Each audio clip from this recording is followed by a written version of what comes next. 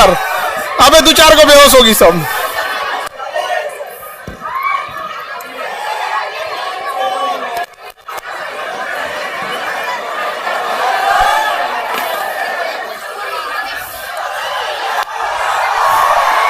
Stool ला दिए इन लोग के लिए। बाकी तुम लोग खड़े क्यों? बैठो जल्दी। स्टूल गोदाम में से स्टूल कहाँ है? सारा स्टूल।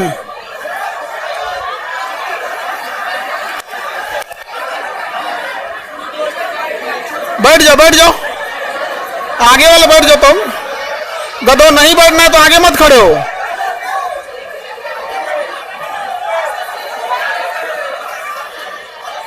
ये बीच वाले बच्चे जल्दी बैठो। बीच वाले बच्चे जल्दी बैठ। तुम लोग का इधर आ जाओ। पहलवान इधर जाओ।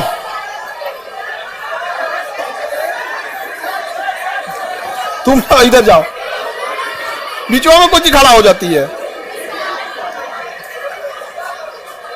बाबू आप बैठ जाओ। तुम लोग पढ़ाएंगे कब हम?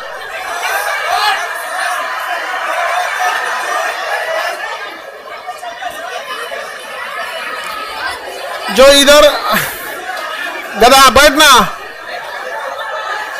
बाबू तुम लोग साइड दीवार से सट के खड़े हो जाओ। बीच में खड़े होगे तो डिस्टरबेंस होगा।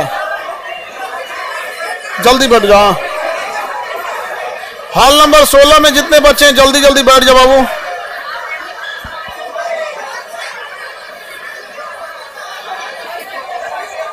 ये तो बेहोश होने का मूड बना रही है।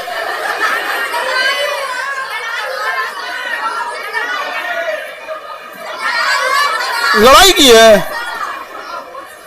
तुम तो शाकाहारी है, वीगन है, उस पे से लड़ाई कैसे करे? फिर फायदा क्या तुमको शाकाहारी होगा? तो हमसे बोलोगी ना, समझे? नहीं कोई बात नहीं, मुंह से नहीं बोला कर लो। ऐसे मारना होना वो अलग चीज है। मुंह से बोलने लगती लो तो दिक्कत होता है। एक काम करिए, जिसको जगह नहीं है दरवाजा खोलिए, उनको बाहर दूसरे हॉल में बैठाइए। जगह जिनको, जो लोग नहीं एडजस्ट हो पाओगे, बीच में जो ऐसे लाइन लगा के खड़े हो गए हो तुम लोग चीन की दीवार बन के, उसके पीछे कैसे दिखेंगे? जो बीच में खड़े हो, पीछे वाले बच्चे आप एक लाइन आगे लगा ली हो, इस वजह से डिस्टर्ब हो रहा है। वहीं बैठ जाओ आराम से। कल आप देखने रहा था, ये लड़कियों के बीच में कहां चला है? उधर लड़की है साहब।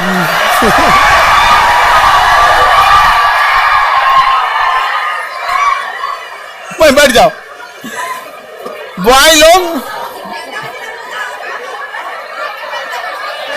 इधर, जो लड़की बैठेगी सबका पैर सामने है ना। कोई जल्दी बैठो, एक ही साइड बैठो ना, उधर बॉयज बैठा देंगे।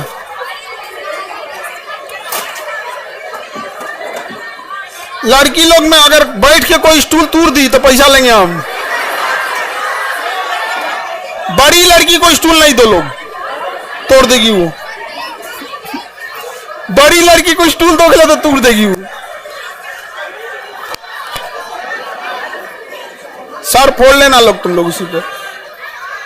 सर एक बार क्लासरूम दिखा दीजिए।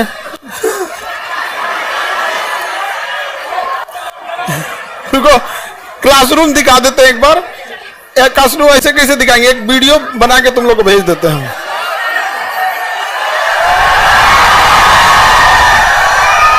अरे हाथ नीचे को। ये पॉकेट जी के वाले बच्चे लोग, आप लोग अपने अपने जगह दूसरे हॉल में चले जाओ। लोग इस हॉल में जगह नहीं है। इस हॉल में बाबू जगह नहीं है। हॉल नंबर 16 में चले जाएंगे लोग। इस हॉल में जगह नहीं बचा हुआ। जल्दी जल्दी बैठ जाइए आप लोग। जब जॉब हो जाएगा तो आप लोग को ये दिखा देंगे। ठीक है, आप लोग इसमें ढूंढ लीजिएगा। सीढ़ी पे बैठा दो, सीढ़ी पे। वेरी गुड, सीढ़ी बैठ जाओ। अरे अभी मेरा स्टेज तोड़ देती है।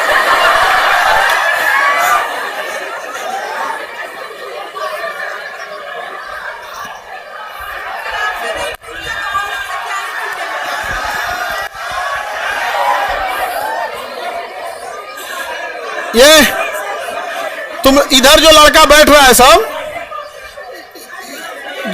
तुम लोग ठीक आराम से एडजस्ट हो जाओ। हाँ बैठ जाओ, बमनी आगे स्टूल लगा लो। हाँ ठीक है, अब वहीं बैठो ना। ठीक तो इतनी कहीं और हट जाओगी तुम। छोटकियन सबको दे, तुमसे बड़ बिलार होती है सब गांव में, तुमसे बड़ बड़ बिलार घूमते हैं सब। अब शांति से बैठो, सुनो। अब हल्ला कोई नहीं करेगा।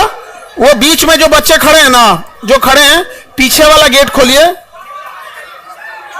और तोरा कौन सी दिक्कत हो रहा है उस साइडवा में है तो शांति से रहो ना तुम। यहाँ पे लिखने में कौन सी का लिखना है तुमको? बैठ गए वही बहुत, हम उधर कराएं कि तुम लोग का समझाएं? हल्ला नहीं करो लोग, और तुम लोग तो साइड साइड में एडजस्ट हो जाए। जो बीच में लाइन से खड़े हैं ना बच्चे, उनको या तो एडजस्ट कर दीजिए तो दूसरे हॉल में ले जाइए, क्योंकि उनकी वजह से पिछवा ना 200-300 बच्चों को दिक्कत हो रहा है। जो खड़े हो सामने, या तो जो बैठो ना तुम लोग। जो खड़ा रहेगा लाइन से वो ले जाएंगे हॉल नंबर 16-17 में ले जाइए। हाँ अभी सब एडजस्ट हो जाएगा तो गेट खुलवा देते हैं। सब बैठ गया? जो नहीं बैठेगा उसको गेट खुलवाइए, उधर से ले जाइए।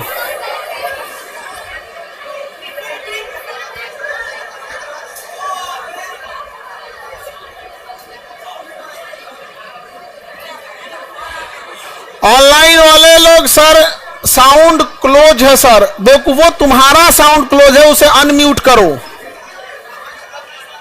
एप्लीकेशन में साउंड अपना अनम्यूट करो, ठीक है?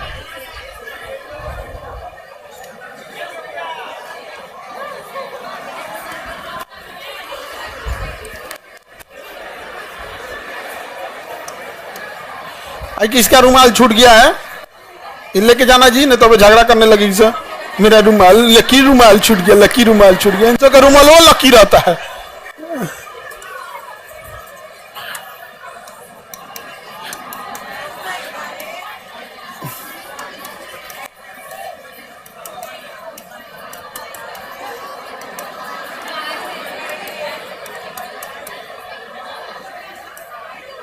जो बच्चों को आवाज नहीं जा रहा है गधो, मोबाइलवा अनम्यूट कर।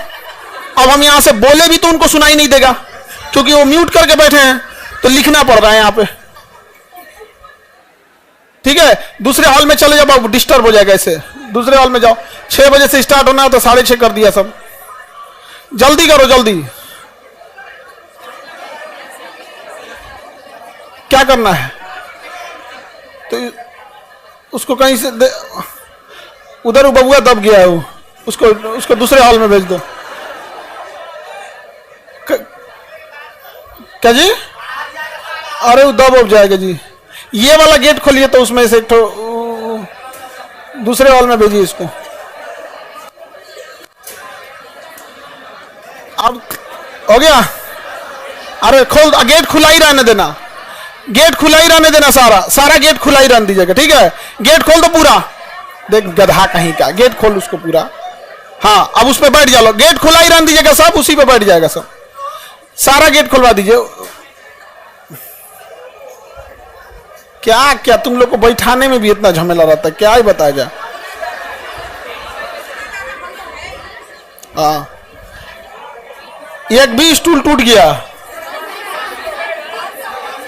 300 रुपया लेंगे। हाँ पहले से टूटा हुआ है तो तुम 250 देना।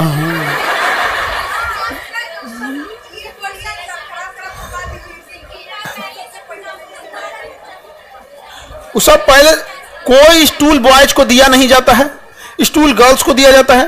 और टूटा है तो कौन तोड़ी है? बड़ी लड़की। ये सब भी बड़ी बड़ी लड़की को स्टूल दे देता है सब। और जैसे छोटी बेटी है चुपचाप हिला रही, कोई दिक्कत नहीं है, कभी स्टूले नहीं तोड़ेगी वो, कोई दिक्कत। चलो देखते हैं। ऑनलाइन वाले लोग अनम्यूट कर लिया। अब हम लोग स्टार्ट करें। बाबू जिनको जगह नहीं मिला था जल्दी से जाओ, दूसरे हॉल में बैठो, जल्दी जाओ। कितने लोगों के पास? अरे जल्दी कराओ ना इन लोग को, कितना आराम से।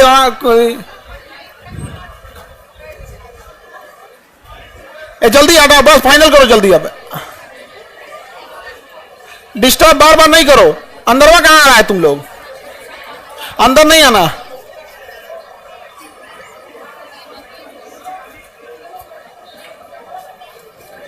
चप्पल घसीट के मत चल बकलो।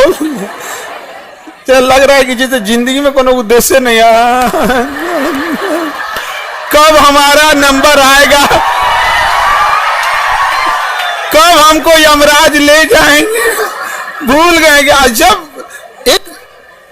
जब आप चल रहे कॉन्फिडेंस रहना चाहिए ना कि भाई आप विद्यार्थी हैं, जा रहे हैं तो रहना चाहिए हाँ हमें रूम पे पहुंचना है, जल्दी क्लास जल्दी पहुंचना है, पढ़ाई करना है। बिना उद्देश्य का डगर रहा है। जब भी मन तब चलाना है। चलें स्टार्ट करें। देखिए फुल स्क्रीन नहीं हो रहा है, साउंड नहीं आ रहा है, सब झमेला तुम लोग को लिए यहाँ पे। एप्लीकेशन में एक जेन्युइन समस्या, एप्लीकेशन 15 मिलियन के लिए बनाया गया था और 15 मिलियन लोड हो चुका है। इस पर 15 मिलियन लोड होने की वजह से एप्लीकेशन अब अपने अंतिम दौर पे चल रहा है। किसी दिन ये जाएगा तो ब्लास्ट करेगा। 15 मिलियन, 1.5 करोड़। 15 मिलियन मतलब 1.5 करोड़। तो हम लोग 1.5 करोड़ तक पहुंच चुके हैं। और खुशी इस बात की नहीं कि हम लोग 1.5 करोड़ पहुंच चुके हैं, हम 1.5 करोड़ ऐसे परिवार में पहुंचे हैं जिसे व्यापारी सब कहते थे कि ये ज्यादा फीस नहीं देते हैं, उन्हें छोड़ देते थे। वो तो 1.5 करोड़ से ज्यादा कोई पैसे वाला कंपनी होगा, उसको 5 करोड़ उसके पास होंगे बच्चे। लेकिन हम लोग 1.5 करोड़ वहां रोशनी किए हैं जहां आज भी अंधेरा है। तो आप लोग भी अच्छे से मेहनत करते रहिए और सक्सेस होके जाइए। अब हम लोग स्टार्ट कर दे, कोई डिस्टरबेंस नहीं करना। सबके पास पॉकेट जी की किताब है? वैसे लोग हाथ उठाए जिनके पास नहीं है तो हाथ नीचे कर दीजिए, हाथ नीचे कीजिए। अगर आप घर पे रखे हैं या नहीं लाए हैं तो बेवकूफी कर रहे हैं। हम यहां पर आपको अक्षरशः वो पॉकेट जी के ही पढ़ाएंगे। समझ में आ गया कि नहीं आ गया? कोई अलग से नहीं बताएंगे। देखिए पटना का एक खराबी बता देते हैं, स्पेशली जीएस चीजों में। जो चीजें पढ़ाई जाती है पुलिस के एग्जाम में वही चिपका दो, रेलवे एग्जाम में वही चिपका दो, टीचर के एग्जाम में वही चिपका दो, बीपीएससी में वही चिपका दो, दरोगा में। ये सबसे घटिया चीज होती है यहाँ पे, इसलिए अलग नहीं हो पाता। यहां पर हम लोग अक्षरशः क्या पढ़ने वाले हैं? पॉकेट जी का। इसलिए आपको फाउंडेशन में ना आप कॉपी किताब कुछ भी नहीं लेते हैं तो हम कुछ नहीं बोलते थे, लेकिन यहां आपको पॉकेट जी के लेकर आना है। और ये जो फुल स्क्रीन कर रहे हो, हाफ स्क्रीन पे पढ़ो, नहीं हो रहा है तो ठीक है। मुंबई में आपका पॉकेट जी के नहीं मिल रहा है सर, तो बांद्रा में तो मिल, भाई ऐसा नहीं होगा। अब बांद्रा कुर्ला यहाँ 2 जगह से अब लेके गए हैं लोग, यहां से वहां के डीलर। मिल जाएगा बाबू, देखियो यहाँ पे थोड़ा सा ढूंढना। हाँ ऑनलाइन मंगा लो। तुमको अगर जाओगे फिर मान के चलोगे तुम उधर होगे साउथ मुंबई में, इधर आओगे तो तुमको 200 किराया लग जाएगा, 150 की किताब रहेगी। बहुत महंगा शहर है जी मुंबई, बहुत। आगे बढ़ते हैं। तब हम लोग पॉकेट जी के सबके पास रहना चाहिए। हम लोग डेली, पहले समझ जाओ यहाँ पे नियम कानून, बाकी जितने हॉल के बच्चे हैं ध्यान से समझते रहना। हम लोग एक दिन में 2 सब्जेक्ट लेके चलेंगे। स्टार्ट करेंगे बायोलॉजी और पॉलिटी से। जब बायोलॉजी और पॉलिटी खत्म हो जाएगा, तब हम लोग इसको स्टार्ट करेंगे ज्योग्राफी और फिजिक्स। समझ में आ गया? तो एक साइंस का रहेगा, एक आर्ट्स का रहेगा। समझ में आ गया कि नहीं आ गया? और उसी में हफ्ते में का जो करंट अफेयर रहेगा, तो फ्राइडे का दिन जो रहेगा, हफ्ते में एक दिन, जैसे पॉकेट जी के में हफ्ते में एक दिन, पूरे हफ्ते का करंट अफेयर उस दिन 3 सब्जेक्ट हो जाएगा। बस एक दिन बस ऐसा होगा। पूरे हफ्ते में डेली का सारा करंट अफेयर जरूरत का नहीं होता है। जो मेन होगा हफ्ते में एक दिन बता देंगे, ठीक है? किसी दिन वो आपको बता देंगे, कोई जरूरी नहीं है कि वो फ्राइडे को या थर्सडे भी हो सकता है। तो ये शेड्यूल रहेगा, मतलब 2 सब्जेक्ट आपका चलेगा। स्टार्ट होगा आपका बायोलॉजी और पॉलिटी। बायोलॉजी और पॉलिटी आपको 480 पेज है लगभग, इसमें 450 पेज मोटा मोटी समझिए, 460, 484, मतलब लमसम 500 पेज है। हाँ लमसम कितना पेज है? 500 पेज। हम लोग 2 सब्जेक्ट लेके चलेंगे और बहुत अच्छे से हम लोग इसको रिवीजन करते चलेंगे। इसको कुछ नहीं करना है, जो यहां हम आपको बोल रहे हैं वो हमारे साथ बोलते हुए याद करना है और रूम पे जाना है, उसको एक बार देखना है, सामने वाले को पकड़ा देना है कि ये पूछो। उससे कहिएगा दिमाग मत लगाओ, जो लिखा है उसको पूछ। समझ में आएगा? कोई दिमाग नहीं लगाना, लिखा है उसको पूछ। कई बच्चों क्या करते हैं ना, जैसे मान के चलिए आप 2 लोग पढ़े हो, समझ जाओ इधर, इधर समझो। जैसे ये दो लड़की पढ़ी हैं सब, तो इसको भी याद है, इसको भी याद है, तो सुनने के टाइम क्या करेगी, ये याद है ना, तो किताबवा नहीं देखिएगा, आते से अच्छा बताओ तो लैमार्क का बुक का नाम, ये इतना टाइम लॉस की, इसका दिमाग लगाने की जरूरत नहीं है।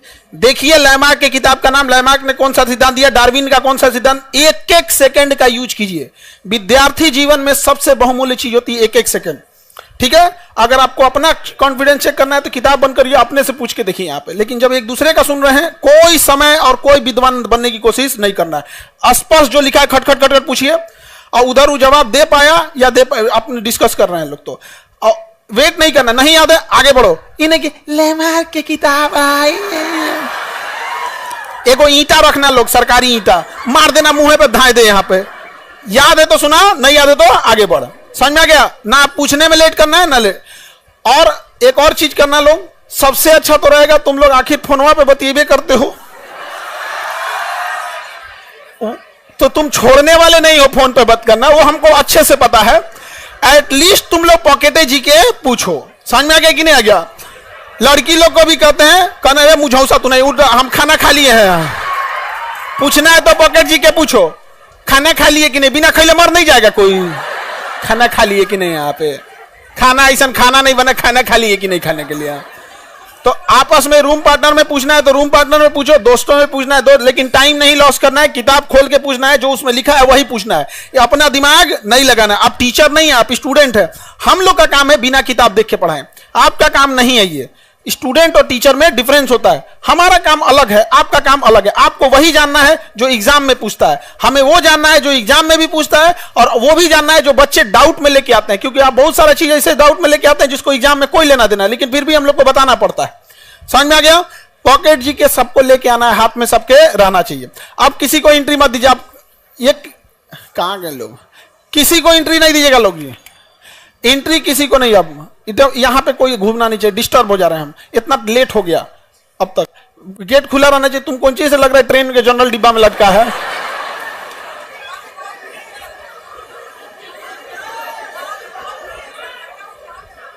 हाँ बहुत भीड़ है वहां पे, लड़का सबको जितना तकलीफ में वो पड़ता है सब ना, इसीलिए ना मानते हैं उन सबको।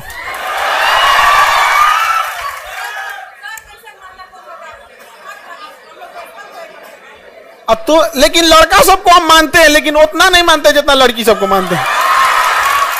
अब तुम लड़का लोग को तो पता है कि हम किसको कितना मानते हैं।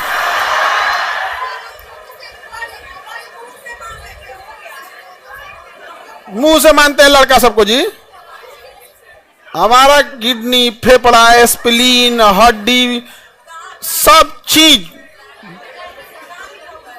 चीज से मानते हैं आप लोग को। तो अब आप लोग को पढ़ाई करना है, और रिवीजन के लिए अब आपको टेंशन नहीं लेना है। अरे स्टार्ट किया जाए, किस सब्जेक्ट से, बायोलॉजी। आपके पास पेज नंबर कितने पे है बायोलॉजी, लास्ट में होगा पता, 380, पेज नंबर 380 पे है, पेज नंबर 380 है, 380, पेज नंबर 380 खोलो, पेज नंबर 380 खोलो। जिसके पास बात करने वाला नहीं है वो क्या करेगा।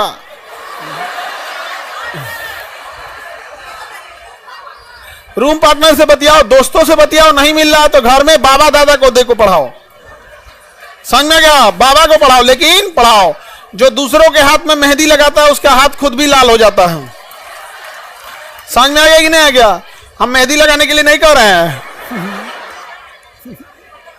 और इस तरीका तुम हैंडीकेप हो, तुम्हारे बगल में, हाँ हैंडीकेप हो, नहीं है वो, हैंडीकेप नहीं है, चलो ठीक है, तब कोई दिक्कत नहीं। भीड़ भाड़ में थोड़ा सा संभाल लेना। अब स्टार्ट करते हैं हम लोग। तुमको पीटेंगे पहलवान हम। देखो ध्यान से, हल्ला नहीं करो, आगे बैठ के बोलते हो लोग ना तो आवाज यहां तक आने लगता है, फिर दिमाग डिस्टर्ब हो जाता है, पीछे वाला थोड़ा बहुत चल जाता है, यहां तक आवाज नहीं आता है। अब सुनो ध्यान से, हम लोग अब स्टार्ट कर रहे हैं किसे, बायोलॉजी। आधा टाइम हम बायोलॉजी पढ़ेंगे और आधा टाइम पॉलिटी। सबके पास है, पेज नंबर कितना है, 380। चलिए स्टार्ट किया जाए। पहला सिद्धांत देखिए यहां से, ये टॉपिक जब हम फाउंडेशन में पढ़ाते हैं तो सबसे लास्ट में पढ़ाते हैं, लेकिन ये पॉकेट जीके में सबसे पहले है। यहां कोई फाउंडेशन, कोई बीपीएससी का रूल नहीं लगेगा, यहां लगेगा पॉकेट जीके का रूल। तो हम लोग अब समझते हैं, स्टार्ट करते हैं। पहला सिद्धांत किसका पढ़ना है? लैमार्क। लैमार्क का सिद्धांत कहिए, या लैमार्क का ही लैमार्कवाद यानी उसका सिद्धांत कहा जाता है। इन्होंने उपार्जित लक्षणों के सिद्धांत दिए थे। इनका सिद्धांत क्या था? उपार्जित लक्षण के सिद्धांत। मतलब अगर हमारे शरीर में कोई लक्षण आ गया तो वही लक्षण हमारे कहां चला जाता है? वंशानुगत, वंशानुगत चला जाता है। किसने दिया था यह सिद्धांत? लैमार्क ने। इनकी पुस्तक का नाम फिलोसॉफिका zoologic, philosophic zoologic, philosophic zoologic. यह क्वेश्चन पूछता है। लैमार्क की किताब का नाम philosophic zoologic, philosophic zoologic. Lamarck का सिद्धांत आज कोई मानता नहीं है, लेकिन इन्होंने एक लंबे समय तक इस सिद्धांत को माना गया था। तो लैमार्क ने किताब जो लिखा था उस किताब का नाम फिलोसॉफिक जूलॉजिक, फिलोसॉफिक जूलॉजिक। अगर जूलॉजिक नहीं याद हो तो फिलोसॉफी के याद रखना, पूरा का पूरा ध्यान से रखना है यहाँ पे इस सिद्धांत में। आगे बढ़े। कौन सी किताब दी? फिलोसॉफिक जूलॉजिक के। इन्होंने जो प्रतिपादन किया था उसमें वातावरण, आवश्यकता एवं उपयोग के आधार पर प्राणियों की संरचना में परिवर्तन हो सकता है। तो इन्होंने जो सिद्धांत दिया वो गलत हो गया, क्योंकि इन्होंने कहा कि जो संरचना में परिवर्तन आता है वो वातावरण के कारण आता है, उसकी आवश्यकता है इस आधार पर आता है, या उपयोगिता है। मतलब हमारे शरीर में परिवर्तन आएगा हमारी आवश्यकता के हिसाब से। लेकिन कहां परिवर्तन आया? अगर हमारी आवश्यकता देखिएगा तो मेरे जीभ की आवश्यकता सबसे ज्यादा है, क्योंकि सुबह से शाम तक हम अपने जीभ का ही प्रयोग करते हैं। तो इसके हिसाब से इसने कहा था कि हम जिस अंग का प्रयोग ज्यादा करते हैं वो हमारे शरीर में बड़ा होने लगता है। तो हमारा जीभ 22 हाथ का हो जाना चाहिए। हुआ? नहीं हुआ। यहां पर समझा गया कि नहीं? आप लोग का भी कहां हुआ? आगे बढ़े। किसी को दिक्कत? इसका सिद्धांत क्या हो गया? फेल हो गया। क्या हो गया? फेल हो गया यहाँ पे। तो इन्होंने कहा था आवश्यक आधार पर संरचना परिवर्तन हो सकता है तथा धीरे धीरे यह परिवर्तन एक पीढ़ी से दूसरे पीढ़ी में जाता है। अभी और बकलोलवा कहा था कि हम जिस अंग का प्रयोग करेंगे बड़ा हो जाएगा, और फिर अगली संतान में वो बड़े पैदा होगा। यानी हमारा लड़का होता ना तो उसका जीवा पहले से लंबा रहेगा। नहीं समझ में आ गया? यह गधा कहीं का कौन सिद्धांत दिया रे तुम यहाँ पर? समझ में गया?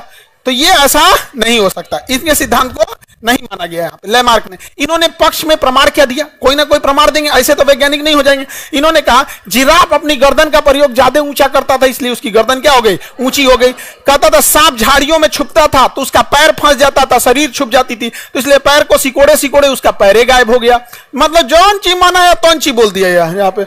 उसके बाद जलीय पक्षी, जलीय पक्षी को पानी ज्यादा हटाना था, पानी ज्यादा हटाना था तो ऐसे उंगलियां दूर करते थे तो इससे पानी निकल जाता था बाहर, इसलिए इसमें उनके क्या आ गया? जुड़ाव आ गया। बत्तख का पैर देखिएगा ना, पानी ज्यादा मारने के लिए ऐसे हो गया। जौन ची मनाया वो बोलने लगा यहाँ पे। मांसाहारी जीवों में दांत जो हो गया नोकीला होने लगा। तो इसके सिद्धांत दिया था, लेकिन इस सिद्धांत को माना नहीं गया, इस सिद्धांत को नकार दिया गया। किसी को दिक्कत?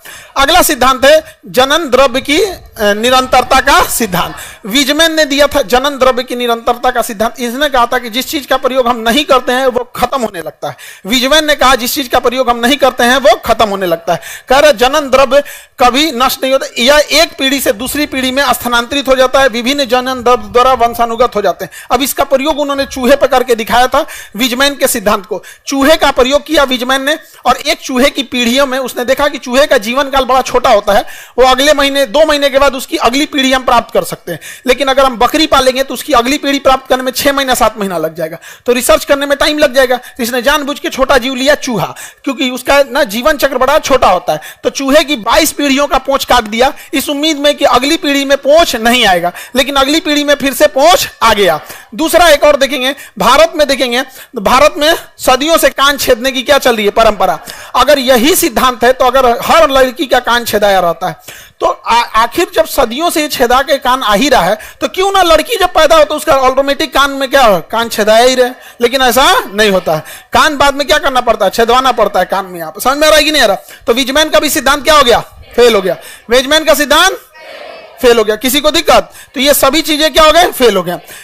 सभी उपार्जित लक्षण या वातावरणीय विभिन्न वंशानुगत नहीं होते हैं। मतलब जो हमारे शरीर में लक्षण है वो जरूरी नहीं कि हमारा वंशानुगत हो या वातावरण के हिसाब से हो। यह परिवर्तन अचानक होता है, जिसको सिद्धांत को दिया था D bridge, Hugo de bridge ने दिया था। अब देखते हैं डार्विन का सिद्धांत। डार्विन और डी ब्रिज यही 2 का सिद्धांत सक्सेस रहा। लैमार्क और विजमैन का सक्सेस रहा, लैमार्क का फेल हो गया। अब क्वेश्चन क्या पूछेगा? जिराफ का सिद्धांत लैमार्क, सांप का पैर गायब हुआ लैमार्क, चूहा पे प्रयोग वीजमैन, चूहे पे प्रयोग फिलोसॉफिकल ज्योग्राफी का किसकी पुस्तक है? लैमार्क को सिद्धांत को माना गया या नकार दिया गया? क्या किया गया? नकार दिया गया। अब आते हैं कौन सा सिद्धांत पे? डार्विन का सिद्धांत। कौन सा सिद्धांत? डार्विन। अब समझना क्वेश्चन कहां से आएगा। डार्विन का सिद्धांत। कौन सा सिद्धांत? डार्विन का सिद्धांत। डार्विन के सिद्धांत को कहते हैं प्राकृतिक वर्ण का सिद्धांत। कौन सा? प्राकृतिक वर्ण। अब इधर समझो सब लोग ध्यान से, प्राकृतिक मतलब नेचर, वर्ण मतलब सिलेक्शन। नेचर जिसे सेलेक्ट करेगा वही जिंदा रहेगा। किसने बोला था? डार्विन। नेचर जिसे सेलेक्ट करेगा वही जिंदा रहेगा। किसने बोला? डार्विन ने बोला। किसने बोला? डार्विन। जैसे कोरोना पैदा तो हो गया, कोरोना पैदा तो हो गया, उसने नेचर से लड़ने का बड़ा प्रयोग किया। अभी हम सारा सिद्धांत बता देंगे। तो देखिए डार्विन ने क्या बोला? नेचुरल सिलेक्शन, प्राकृतिक वर्ण, नेचुरल सिलेक्शन, प्राकृतिक वर्ण। किसने बोला? उपार्जित अंग का सिद्धांत लैमार्क। उपार्जित अंग, नेचुरल सिलेक्शन, फिलोसॉफिकल ज्योग्राफी का लैमार्क। चूहे पे प्रयोग वीजमैन, चूहे पे प्रयोग Weissman. Natural selection, origin of the species Darwin. Darwin की किताब का नाम origin of the species. Darwin की किताब, डार्विन का किताब origin of the species, origin of the species.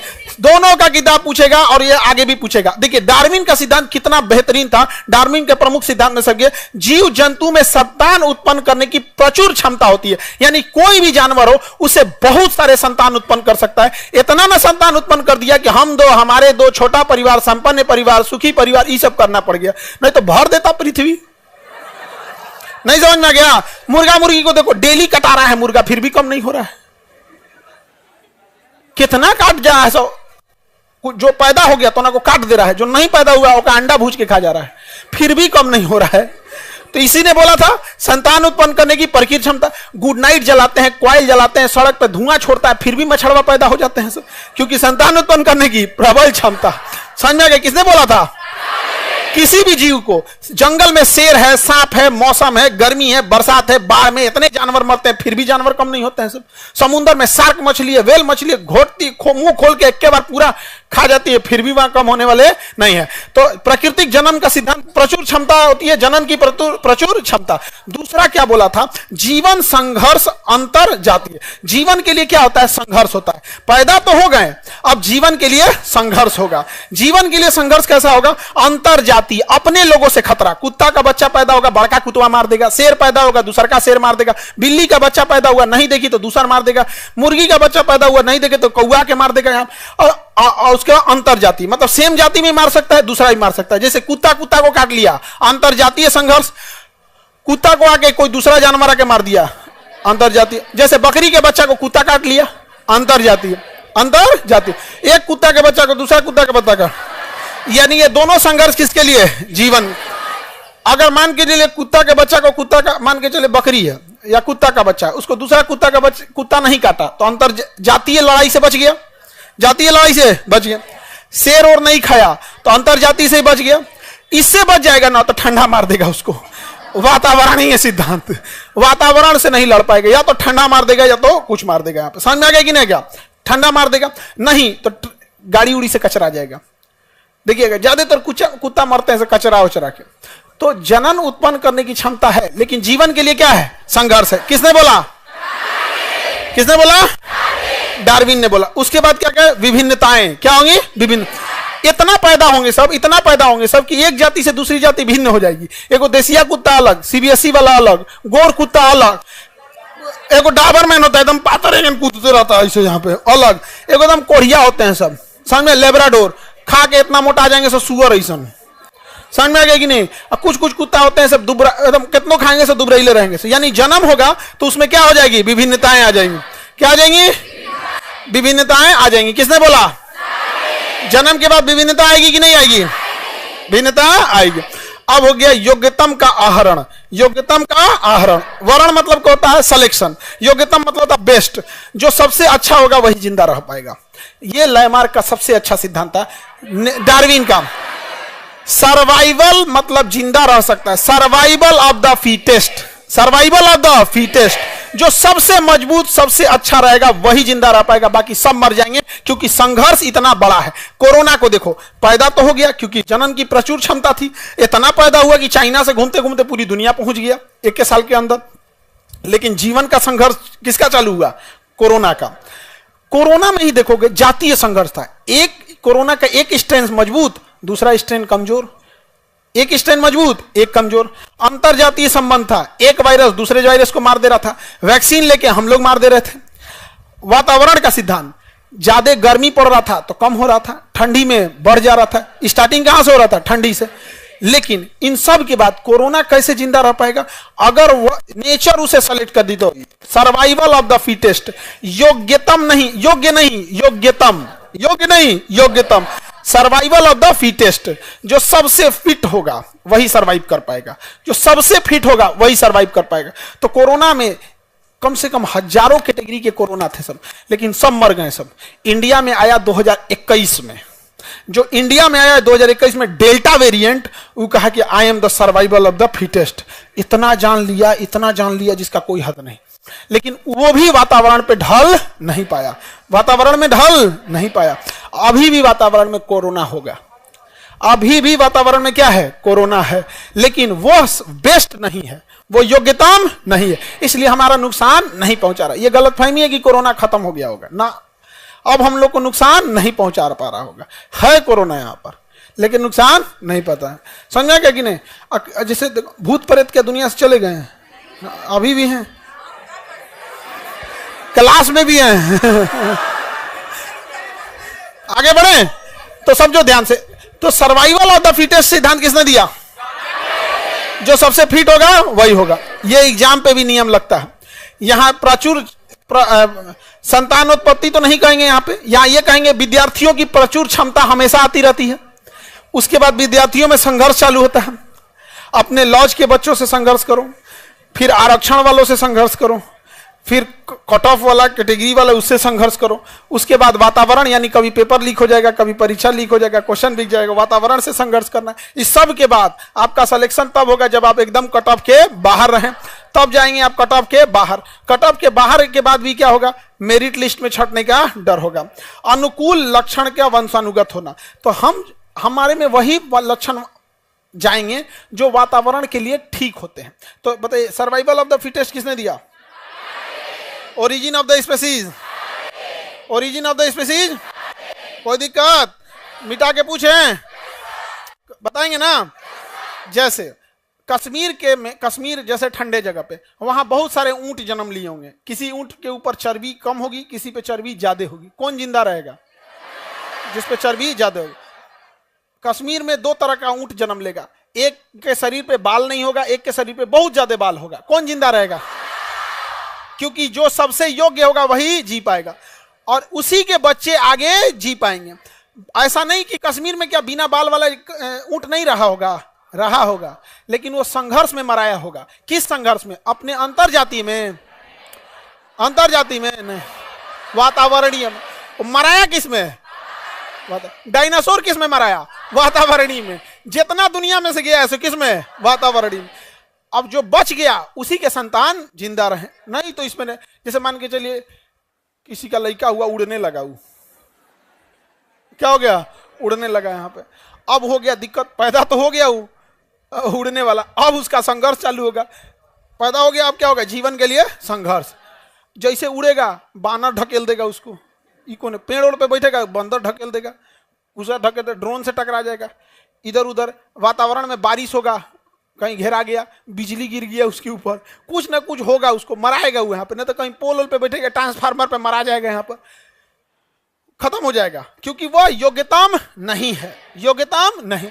लेकिन अगर वो अपने आप को कैसे बचा ले गया, अगर अपने आप को बचा ले गया, अगर वो फिट बैठ गया, सर्वाइवल ऑफ द फिटेस्ट, अगर इस वातावरण में फिट बैठ गया, फिट बैठ नहीं पाएगा। रीजन समझो, उसके पास पंख होगा तो रूल है कि पंखवा गर्मी के दिन में झड़ जाना चाहिए, क्योंकि पंख इतना गर्म होता है कि गर्मी के दिन में झड़ेगा नहीं ना तो मर जाएंगे सब, तो उसका पंख झड़ जाना चाहिए। अगर पैदा हो गया और पंखवा नहीं झड़ा गर्मी के दिन में तो गर्मी से मर जाएगा। अच्छा, कहीं उल्टा हुआ, ठंडी के दिन में झड़ गया तो ठंडा मार देगा। ठंडी के दिन में नया पंख आना चाहिए, तो उसको 50 गो झमेला है जिंदा रहने के लिए। 50 झमेला, इस सारा झमेला के बाद अगर वो बच गया तब उसकी संतान उत्पत्ति होगी और उसकी संतान और हम लोग में लड़ाई होगा। एक समय आएगा हम लोग को नोच नोच के फेंक देगा सब, और उसके बाद वो अपना दुनिया बनाएगा सब। जैसे हम लोग कभी तेलंगाना का जंगल साफ करो, कभी मुंबई का आर्य जंगल साफ करो, कहीं कहीं साफ करो, हम लोग बच गए हैं, हम लोग इस पृथ्वी पे बच गए। नहीं तो आज से जाके देखो 10,000 साल पहले उघारे घूमता था मानव। नहीं समझ में आ गया? धीरे धीरे क्या हो गए? फिट हो गए। तो सर्वाइवल ऑफ द फिटेस्ट किसने बोला था? Survival of the fittest, natural selection, किताब का नाम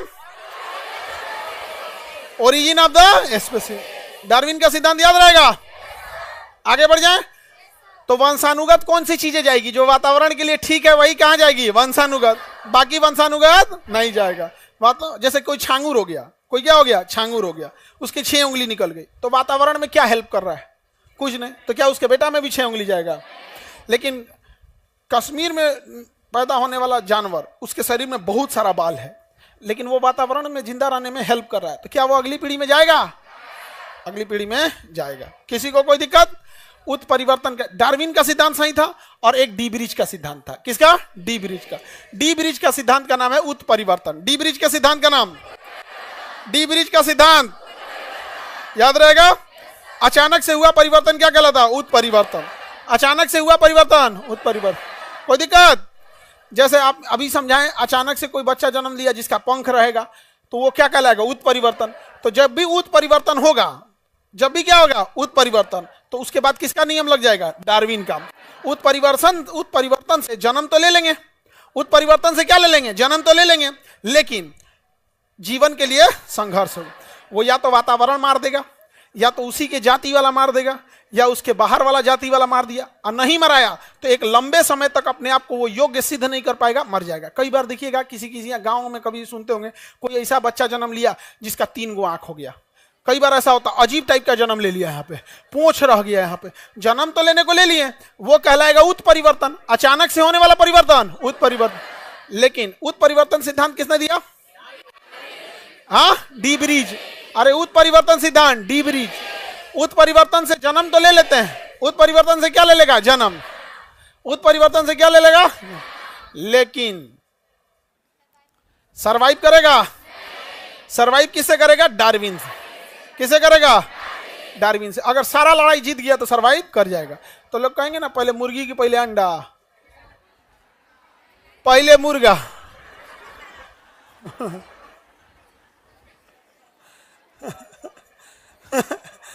पहले मुर्गी की पहले अंडा, पहले मुर्गा।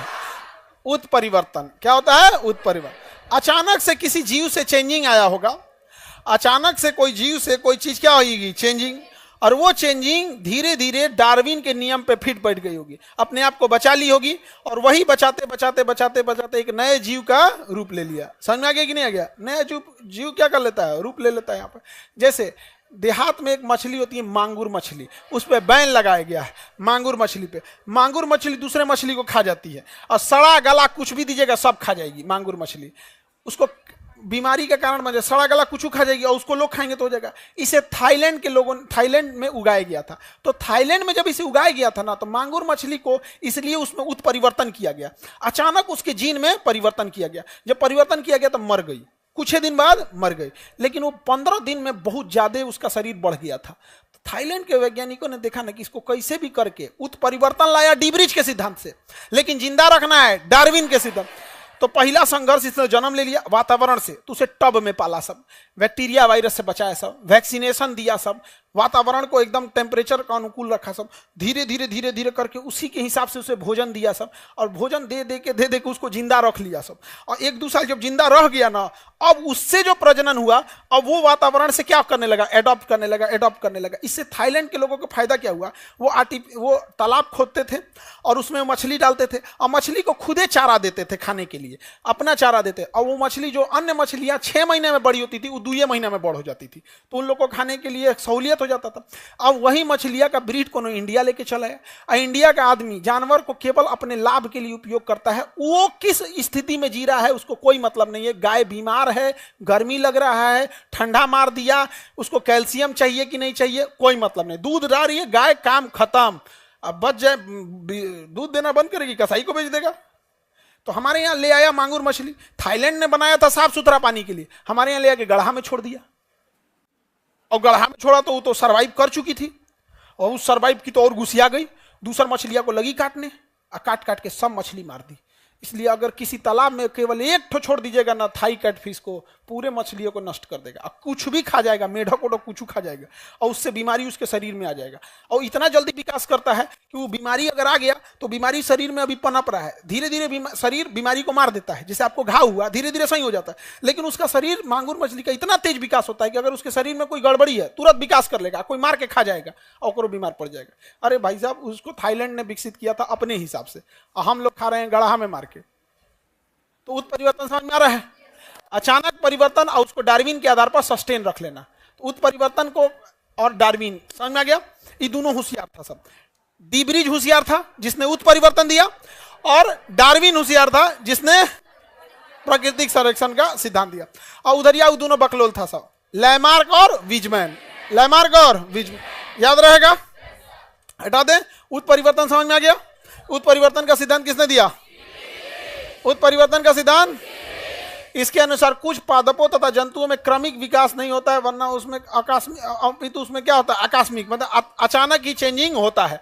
जीन की संरचना में आय या परिवर्तन एक पीढ़ी से दूसरी पीढ़ी में चला जाता है, एवं अचानक एक नई पीढ़ी का क्या हो जाता है? उद्भव हो जाता है। लेकिन यह नई पीढ़ी जिंदा रहेगी या नहीं रहेगी, ये कौन डिसाइड करेगा? डार्विन। कौन डिसाइड करेगा? डार्विन। कोरोना उत्परिवर्तन तो हो गया, उत्परिवर्तन को अंग्रेजी में कहते हैं म्यूटेशन। उत्परिवर्तन को क्या कहते हैं? म्यूटेशन। म्यूटेशन म्यूटेशन हो गया, लेकिन म्यूटेशन को सस्टेन कौन रोकेगा? डार्विन। कौन रोकेगा? डार्विन नहीं, बल्कि डार्विन का सिद्धांत। आप कहना जो चाहते हैं हम समझ रहे हैं, आप डार्विन बोलिए। उत्परिवर्तन को सर्वाइव कौन करेगा? Origin of the species, philosophical geography का, natural selection, Darwin. Survival of the fittest, जीवन के लिए संघर्ष, जिराफ की गर्दन, लैमार्क। चूहा की पूंछ, विजमैन। चूहे की पूंछ, म्यूटेशन यानी उत्परिवर्तन, D bridge. D bridge mutation धीरे धीरे या अचानक, लेकिन उसे सस्टेन करना इजी है या मुश्किल है? बहुत मुश्किल है, बहुत ज्यादा मुश्किल है। सर्वाइव नहीं कर पाएगा यहाँ पे। जैसे एक बहुत अच्छे ब्रीड का कुत्ता होता है, हस्की नाम होता है, रसिया में होता है। यहाँ ले आके पालोगे तो सर्वाइवल ऑफ द फिटेस्ट, क्योंकि उसका शरीर में इतना मोटा चर्बी होता है, बाल होता है, और गर्मी के दिन में यहाँ पागल हो जाएगा एकदम। समझ में आएगा? पागल हो जाएगा। तो अपने यहाँ का कुतवन सबको देखो ना, चमड़वा पातर, और बाल के नाम पे खौरा जाएगा इसमें आके, अधो दिन भर खजुआट रहेगा, 5 कदम चलेगा सब मुड़ के खजुआते रहेगा। दूर सोचा तू नहीं समझ में आ गया? वो चमड़वा एकदम क्या रहेगा? पातर रहता है, क्योंकि हमारे वातावरण के हिसाब से है। और उसपे से बेचारे पे मक्खी लगल रहेगी, सब बेचारा परेशान रहेगा। इन्ने उन्हें जाएगा तो कोई ढेला चला देगा, कुछ चला, परेशान रहता है सब एकदम। यार क्या जिंदगी है, कोई मार के चल जाता है हमको। काश हम भी पागल हो जाते, पूरी दुनिया डरती। कुत्ता का इज्जत तभी होता है या तो पशुआ है या तो पागल है। पागल है तो सब लोग डरा जाते हैं, ओह बाप भी पागला है। आगे बढ़े। उत्परिवर्तन समझ में आ गया? उत्परिवर्तन हम कर सकते हैं कि नहीं कर सकते हैं? पादपों में इसी को कर दिया जाता है उत्परिवर्तन, म्यूटेशन या क्लोनिंग कर सकते हैं, उसी में से चेंज किया जा सकता है। समझ में आ गया कि नहीं आ गया? उत्परिवर्तन करके फिर उसको डार्विन के आधार पर उसको सर्वाइव करके दिया जा सकता है। समझ में आ रहा है कि नहीं आ रहा? उत्परिवर्तन का सिद्धांत समझ में आ गया कि नहीं आ गया? इसे होता भी है ऐसे उत्परिवर्तन। सपोज कीजिए कि कोई ऐसा पौधा है, जैसे गन्ना है, गन्ना देख रहे हैं, उसमें अचानक चेंजिंग कीजिए कि मोटा हो जाए, लेकिन मोटा गन्ना सर्वाइव नहीं कर पाएगा। चेंजिंग तो ला दिए, अब सर्वाइव करने के लिए उसे लेबोरेटरी में रख के उसके 1-2 पीढ़ियों को सर्वाइव करके उसी हिसाब से विटामिन मिनरल देना पड़ेगा, और उसके बाद अगर सर्वाइव कर दिया तो गन्ना कितना मोटा होगा? बांस बराबर। सर्वाइव नहीं कर पाएगा, लेकिन हम लोग सर्वाइव नहीं कर हो गया तो किसान कितना सुखी हो जाएगा। समझ में आ गया? जय विकास एवं जय विकास के प्रमाण। जय विकास में धीमी गति से होता है जय विकास, ये तो सब समझते हैं। विकास तो होता है धीमे, लेकिन उत्परिवर्तन तेज। जय विकास धीरे, लेकिन उत्परिवर्तन तेज। जय विकास के सिद्धांत एवं उसके प्रमाण की उपलब्धता के कारण सभी वैज्ञानिक इसके सहमत हैं कि जीवों का विकास कालांतर में हुआ है तथा सतत प्रक्रिया, मतलब एक लंबी प्रक्रिया चलती जा रही है जो आज भी क्रमिक रूप से चालू है। हम धीरे धीरे आज भी, हम लोग का कान ये धीरे धीरे छोटा होते जा रहा है, छोटा होते जा रहा है। तुम गौतम बुद्ध का कान देखना, बड़ा हो जाएगा। भाई हम लोग का कान में क्या होता जा रहा है, छोटा हो जा रहा है। हम लोग की हाइट घटते जा रही है। अभी हम लोग की हाइट इतनी नहीं थी, नॉर्मल हाइट का आदमी ऐसा नहीं था। पहले हम लोग का जो वातावरण था, इसमें वातावरण में आज से लगभग 3 से 4 हजार साल पहले 6 फीट की हाइट कॉमन होती थी। आज 6 फीट की हाइट नहीं हो गई है। लड़की सबका तो और समस्या होते जा रहा है, नहीं समझे? हाँ बेचारी सब तो और पता नहीं क्या होते जा रहा है एकदम। 3.5 फीट। आगे बढ़े। अब देखो यहां हमको समझना है, कई ये क्वेश्चन भी आते हैं, इसको याद रखना, आप लोग को सीक्वेंस याद रखना है। 2 जीव में आपस में लक्षण होते हैं। कई बार देखिएगा मेल फीमेल के लक्षण को ट्रांसजेंडर हम लोग बोलते हैं। उसमें पुरुष एवं मादा दोनों के लक्षण होते हैं, उसे क्या कहेंगे? ट्रांसजेंडर। पहले हम लोग ट्रांसजेंडर को समाज में बुराई के तौर पे देखते थे। अभी ट्रांसजेंडर के लिए समाज ने आरक्षण किया है, जो जरूरी भी है, क्योंकि उसमें उस व्यक्ति की कोई गलती नहीं है। और समाज हमेशा गलतें बोलने लगेगा, उसको कोई नौकरी देगा नहीं। और कहीं पैसा मांगेगी सड़क पे या रोके तो का ये सबको खाली पैसे मांगना रहता है। अरे भाई तो तुम नौकरी दे दे, नौकरी देगा नहीं का। उस बहुत समाज के लिए भलाई करते हैं। कम से कम हम लोग वो अपने सोसाइटी में शांति से रहते हैं। युद्ध जब हुआ था ना पाकिस्तान से, कारगिल, वो लोग चंदा दिए थे लोग, सोचिए। तो हम लोगों ने अगर कहेंगे मेल और फीमेल का जो बीच की कड़ी रहेगा तो ट्रांसजेंडर, क्या चीज कहेंगे? ट्रांसजेंडर। उसी तरह से कई बीच के कड़ी हैं जिससे सवाल आपसे पूछता है। जैसे आपका पहला जो होता है मछली, पीसीज वर्ग में आता है। देखो ये वर्गीकरण को इसको हम बता देते हैं। जितने मछली होते हैं उन्हें टेक्निकल नाम में पीसीज कहते हैं। क्या कहेंगे? पीसीज। जो मेढक वगैरह हो गए जो दोनों जगह पे रह सकते हैं उसे क्या कहेंगे? एम्फीबियन। मछली को पीसीज, दोनों जगह रह सकता है, एम्फीबियन। रेंगेगा तो रेप्टिलिया, रेंगेगा तो जमीन पानी दोनों पर रहेगा, एम्फीबियन। उड़ेगा तो एबीज, तैरेगी तो पीसीज। मछली को पीसीज, उड़ने वाले को एबीज। ये क्वेश्चन आपको ना कई बार जीएस में ना देके रीजनिंग में दे देता है। जब पक्षी का संबंध एबीज से है, मेढक का संबंध एम्फीबियन से है, तो मछली का संबंध किससे, इस टाइप का दे देता है। मछली पीसीज, इसी से बना है पीसी कल्चर। समझ में आ गया? मछली पालन पीसी का, तो मछली के ग्रुप को पीसीज, रेंगने वाले को रेप्टिलिया, उड़ने वाले को एबीज, स्तनधारी को मैमिलिया। हम लोग किसमें आएंगे? मैमिलिया। मैमिलिया की पहचान, वो अपने बच्चे को दूध पिलाता है। समझ में आ गया? मेल और फीमेल में स्तन होते हैं दोनों में, लेकिन फीमेल में स्तन ग्रंथि होती है, जो एक उम्र होने के बाद स्तन ग्रंथि काम करना प्रारंभ कर देती है। लेकिन बचपन से ही स्तन ग्रंथियां काम नहीं करेंगे। तो मेल और फीमेल दोनों स्तनधारी में आते हैं, लेकिन स्तनधारी किसके पास, स्तन ग्रंथि किसके पास होती है? फीमेल के पास। तो मानव किसमें आएगा? स्तनधारी में। बकरी, गधा, घोड़ा, भैंस, सब पर्यायवाची है तुम लोग का। पर्यायवाची समझते हो? हाँ, क्या होता है पर्यायवाची? सिनोनिम्स। किसका सिनोनिम्स था ये? आप लोग का। आगे बढ़े। ये क्या नाम दे सर, मेरी चाची FIR नाम डाल दी है, मैं नौकरी नहीं कर पाऊंगा, प्लीज हेल्प कीजिए। ऐसा रहे तो सब चाची लोग नौकरियां खाते रह जाएंगी लोग। हाँ, ऐसा कुछ नहीं होता है। FIR नाम डालने से कुछ नहीं होगा। चार्जशीट से अपना नाम हटवा लीजिएगा, आप प्रूफ दे दीजिएगा कि हम यहाँ नहीं थे। समझ में आ गया कि नहीं आ गया? सॉलिड प्रूफ है तो ठीक है, जैसे हॉस्पिटल में एडमिट थे, CCTV फुटेज है, कहीं कुछ है। अगर सॉलिड प्रूफ नहीं है तो फिर एक और प्रूफ है ये, जो हर जगह काम करता है, समझते ही है।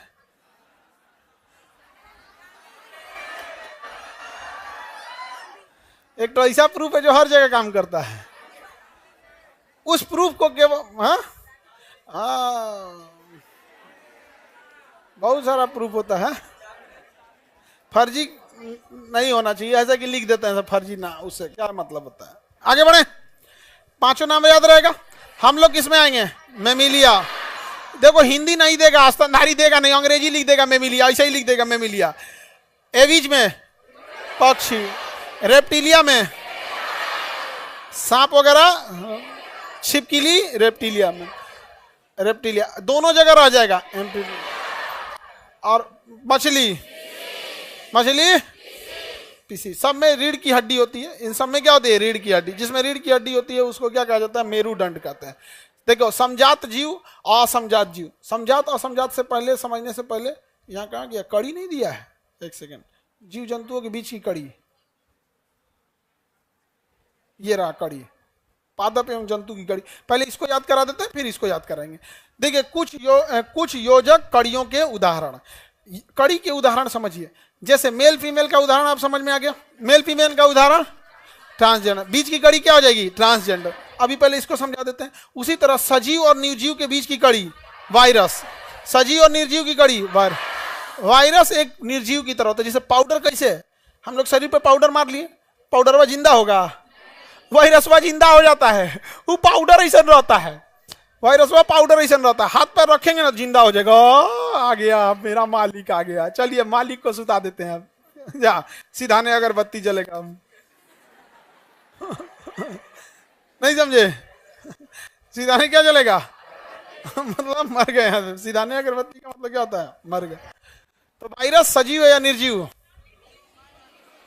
हाँ दोनों है।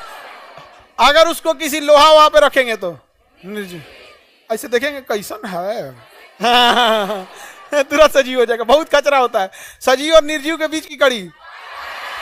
इसीलिए ससुरा जल्दी मरते नहीं है सब, निर्जीव की तरह पड़ा रहेगा। खाना पीना किसी चीज की जरूरत नहीं, जैसे स्टार्ट होगा तुरंत अपना क्या करेगा? सजीव हो जाएगा। और सजीव होने के बाद हमारी कोशिका के पास जाएगा और कहेगा आप ही हैं एक कोशिका से दूसरी कोशिका को बनाते हैं, फोटोकॉपी मशीन आप ही हैं, हमरो तनी फोटोकॉपी निकालिए तो 8 गो 10 गो हमारे ही शरीर से हमारा ही फोटोकॉपी बनवाएगा अपना, और धीरे धीरे हमारे शरीर में बढ़ जाएगा। समझ में आ गया कि नहीं आ गया? अगर इधर बाहर इधर उधर है तो मार दिया। कोरोना फेफड़वा में घुस गया था, कहा था कि हमारा तनी कॉपी बनाई, तो फेफड़वा में घुस के इतना ना कॉपी बना दिया, इतना कॉपी बना दिया कि फेफड़ा में सांसें लेने का जगह नहीं बचा। फेफड़ा बंद कर देता था, ये इतना शरीर में क्षमता बढ़ा देता था। और फेफड़ा उसको बाहर फेंकने की कोशिश करता था। तो बाहर कैसे फेंकेगा? तो हमारा WBC उसे मारता था, तो WBC को मारता था, तो दोनों की लाश गिरी रहती थी, WBC भी और कोरोना का। हम लोग सब फेंकते थे तो वही खेखार के रूप में निकलता था, डेड बॉडी था सब। समझ में आ गया कि नहीं? डेड बॉडी था किसका? WBC और कोरोना का, WBC और कोरोना। समझ में आ गया? और वो आराम से निकल सके डेड बॉडी, इसलिए शरीर उसमें म्यूकस यानी चिपचिपा पदार्थ मिला लिया था कि निकलने में आसानी हो। यहाँ पे तो बताओ सजीव निर्जीव के बीच की कड़ी, में सजीव का भी गुण है और निर्जीव का भी गुण है। उसी तरह पादप और जंतु के बीच की कड़ी, पादप कहता है कि हमको भोजन देने की जरूरत नहीं है, हम अपने से बना लेंगे। और जंतु कहता है कि हम कोनो ना कोनो चीज को खाएंगे, या तो हम शाकाहारी रहेंगे तो पेड़ पर सब्जी नोच के खा जाएंगे, और मांसाहारी रहेंगे तो कोनो चलता फिरता जीव को पहले सुताएंगे फिर काटेंगे, खा के खत्म कर देंगे। यहाँ पे तो दूसरे को पकड़ के खाने वाला जंतु, और अपना भोजन खुद बनाने वाला हम लोग क्या है? जंतु। या तो साग सब्जी नोच के खाएंगे या कुछ भी। मुंह बंद कर दीजिएगा ना तो हम लोग मर जाएंगे, अगर खाना नहीं खाएंगे तो हम लोग मर जाएंगे। और पेड़ पौधा कोई दिक्कत नहीं है, आराम से पानी दीजिए तो भी ठीक है, कह के तोरा भरोसे बैठा लेने भाई। ऐसे छोटा मोटा पौधा समझा हमको, गमला में है तुम्हारे, अपन सप्लाई लाइन रखे हैं, RO वाटर नहीं समझे? आपके पानी के भरोसे है। कौन जंगल में पानी डालने जाता है? एगो गमला में पानी डालते हो, 8 गो पौधा में डालोगे तो 13 को सुखा दोगे। आगे बढ़े तो पादप और जंतु के बीच की कड़ी युगलीना, पादप और जंतु के बीच की कड़ी मतलब ये अपना भोजन भी बना लेता है, और इसके आसपास में कोई गुजरेगा तो पकड़ के खाई हो जाता है। समझ में आ गया कि नहीं? दोनों, जैसे मान के चलिए आम का पेड़ है, अपना भोजन बना लेता है, आप आम तोड़ने गए तो पकड़ के खा गया आपको, चलता है भाई, जरूरत था ऊर्जा का। ऐसे ही करता है कौन? युगलीना। युगलीना खाई हो जाता है दूसरे को पकड़ के। तो पादप और जंतु के बीच की कड़ी, फोटो दिखा दे, एनिलिडा और ऑर्थोपोडा। एनिलिडा और ऑर्थोपोडा कीड़े की तरह चलता है, ऑर्थोपोडा कीड़े की तरह चलता है, और एनिलिडा का शरीर एकदम नरम होता है, केचुआ जोंक, तो उसका शरीर भी नरम रहेगा। उसका पैरों खूब ज्यादा रहेगा। तो एनिलीडा और ऑर्थोपोडा के बीच की जो कड़ी होती है उसे क्या कहते हैं? हाँ, पेरीपेटस। क्या कहेंगे? पेरीपेटस। आपको ये सब याद रखने की ढेर जरूरत नहीं है, आपको बस ये याद रहना चाहिए। कौन सा? पादप और जंतु के बीच की कड़ी। हाँ, एनिलीडा और ऑर्थोपोडा का पेरीप्लस। हाँ, आगे बढ़ जाएं। और यहां देखिए आपको डकबिल प्लेटिपस या फिर एकिडना, ये पक्षी की तरह दिखता है लेकिन रहता है स्तनधारी। दिखता कैसे? पक्षी की तरह, और रहता क्या है? इसलिए इसे पक्षी और स्तनधारी के बीच की क्या कहेंगे? कड़ी। बताइए, पादप और जंतु के बीच की कड़ी। पादप जंतु, पादप जंतु, सजीव निर्जीव, सजीव निर्जीव, एनिलीडा ऑर्थोपोडा, एनिलीडा ऑर्थोपोडा, पक्षी और स्तनधारी। डकबिल नहीं याद रखेगा, प्लेटिपस। क्या याद रखना है? प्लेटिपस, बस प्लेटिपस बोलेंगे। इसमें किसके गुण है? पक्षी और स्तनधारी। पक्षी और, किसी को दिक्कत नहीं ना? पीसीज मतलब क्या होता है? मछली। पीसीज मतलब मछली। एम्फीबियन मतलब बाहर निकल जाता है, जो दोनों जगह रह सकती। अभी बताओ, ऐसी कोई मछली है जो जमीन पे भी रह सकती है? हाँ, एगो मछली है लंग्स फिश। लंग्स फिश, फुसफुस, लंग्स मतलब फेफड़ा मछली, मतलब उसके पास फेफड़ा होता है। मछलियां के पास क्या है? फेफड़ा। मछली के पास क्या है? फेफड़ा। मछली बाहर निकालेंगे तो कोई टेंशन नहीं, कहेगा बाजार में ले जाएगा बेचने, हमको कूद के भाग जाएंगे जहां मौका मिलेगा। बाहर भी जी लेते हैं हम। मछली पानी के बाहर रह सकती है। कौन सी मछली?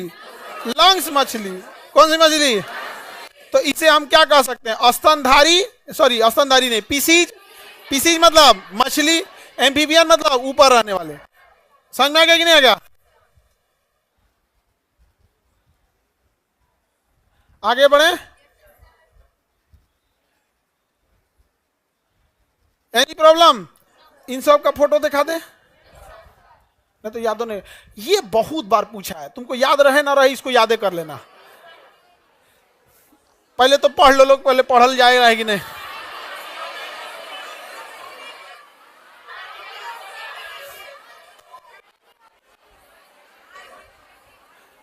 बेचारा हम लोग को पढ़ले नहीं जा रहा है।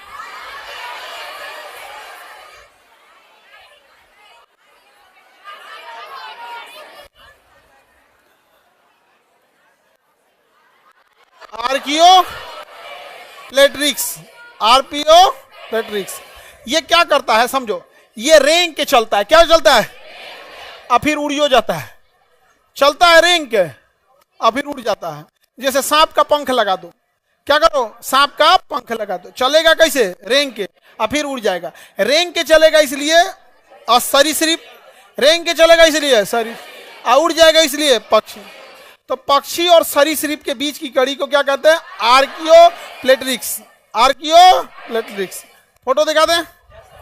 चलिए, फोटो कहाँ है? जिसका लगा है कहाँ पे है? इसी में है कि नीचे की लगाना पड़ेगा? फोल्डर में है, बस फोल्डर खोल देना। कहाँ है? ये दिखता कहीं नहीं इमेज हुआ। अच्छा देखो भाई, अब इधर समझो, यहां हम देख फोटो दिखाते हैं, आप पहचानिएगा क्या है। ये है आपका आर्कियो प्लेट्रिक्स। आर्कियो,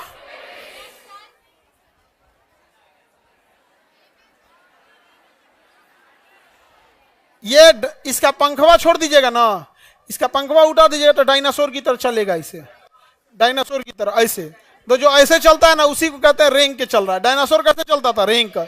डायनासोर कैसे चलता था? रेंग का। हम लोग कैसे चलते हैं? सीधा।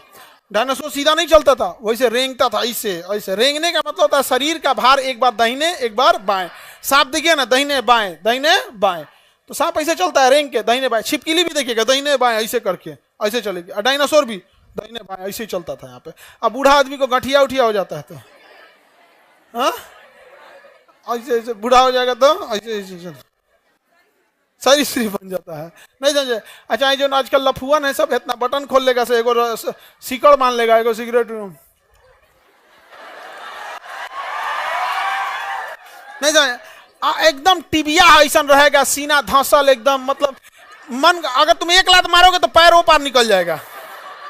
सिगरेट पी के धंसा लगा, नहीं समझ आ गया, अजीब टाइप। अच्छा एक बात देखो, पुष्पा जिस तरह का मुंह में पान भचर भचर, क्या भाऊ, अजीब यार, उसको क्यों ऐसा बना दिया हमको नहीं समझ में। इतना बेहतरीन हीरो है, नहीं समझ आ गया। अलग बात है कि बेचारा फिल्म में पुलिस को खरीद रहा था, बड़े बड़े आईजी डीआईजी को खरीद रहा था, एगो कांस्टेबल आया घसीट के लेके चल गया, नहीं समझे। पुष्पा का कुल, पुष्पा झुकेगा नहीं, पुष्पा सुता दिया उनको। प्रशासन के पास बहुत ताकत होता है, बाप रे बाप, नहीं समझे, बहुत ताकत होता है। हाँ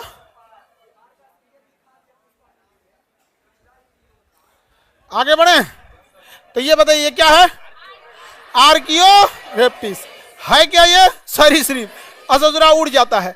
तो पक्षी और सरीसृप के बीच की कड़ी आर्कियोप्लेट्रिक्स, आर्टियोप्लेट्रिक्स, याद रहेगा। अब हम आपको दूसरा फोटो दिखाते हैं, आप पहचानेंगे क्या है ये।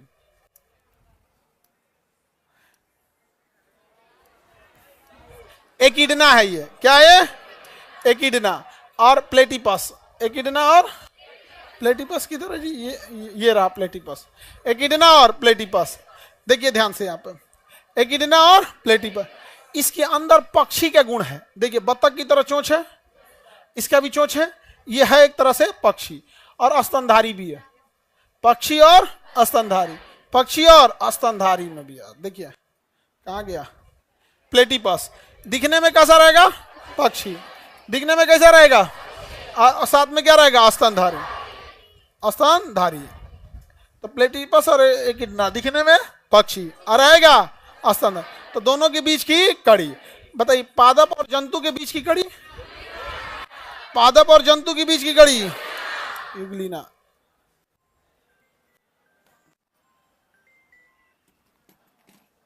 पादप और जंतु के बीच की कड़ी कौन सी है, युगलीना है। देखिए ये है युगलीना, दिख रहा है। ये हरा पोर्शन जो है पत्ती के समान, ये सूर्य के प्रकाश से अपना भोजन बना लेता है, तो उस हिसाब से पादप है। लेकिन ये अंटीनवा जो निकला है ना, किसी छोटे मोटे जीव को पकड़ के खा जाता है, कहता हम खा भी सकते हैं। तो यहाँ की वजह से हो गया जंतु, और यहाँ से हो गया पादप। एनिमल और प्लांट दोनों के बीच का मिक्सचर कौन है, प्लांट और एनिमल का मिक्सचर युगलीना, प्लांट एनिमल का मिक्सचर युगलीना। पक्षी और स्तनधारी प्लेटिपस, पक्षी और स्तनधारी प्लेटिपस, पक्षी और स्तनधारी, पक्षी और सरीसृप आर्कियोप्लेटिरिक्स, आर्कियोप्लेटिरिक्स। सब भूल जाना, लेकिन आर्कियोप्लेटिरिक्स अगर भूल गए तो जान ले लेंगे, ऑप्शन बी पे लिखा रहेगा आर्कियोप्लेटिरिक्स। बताइए पक्षी और सरीसृप के बीच की कड़ी, पक्षी और सरीसृप की कड़ी आर्कियोप्लेटिरिक्स, याद रहेगा। और ये है वायरस, क्या है ये, वायरस। ई वाले को तो अच्छा से पहचानते होंगे, कौन वाला है, कोरोना। वायरसों के शकल हैं सब यहाँ पे। सजीव निर्जीव के बीच की कड़ी, सजीव निर्जीव की कड़ी, सजीव और निर्जीव, याद रहेगा। सजीव और निर्जीव अलग अलग वैरायटी के वायरस है सब, अलग अलग वैरायटी के। अगला देखें, सजीव और निर्जीव की,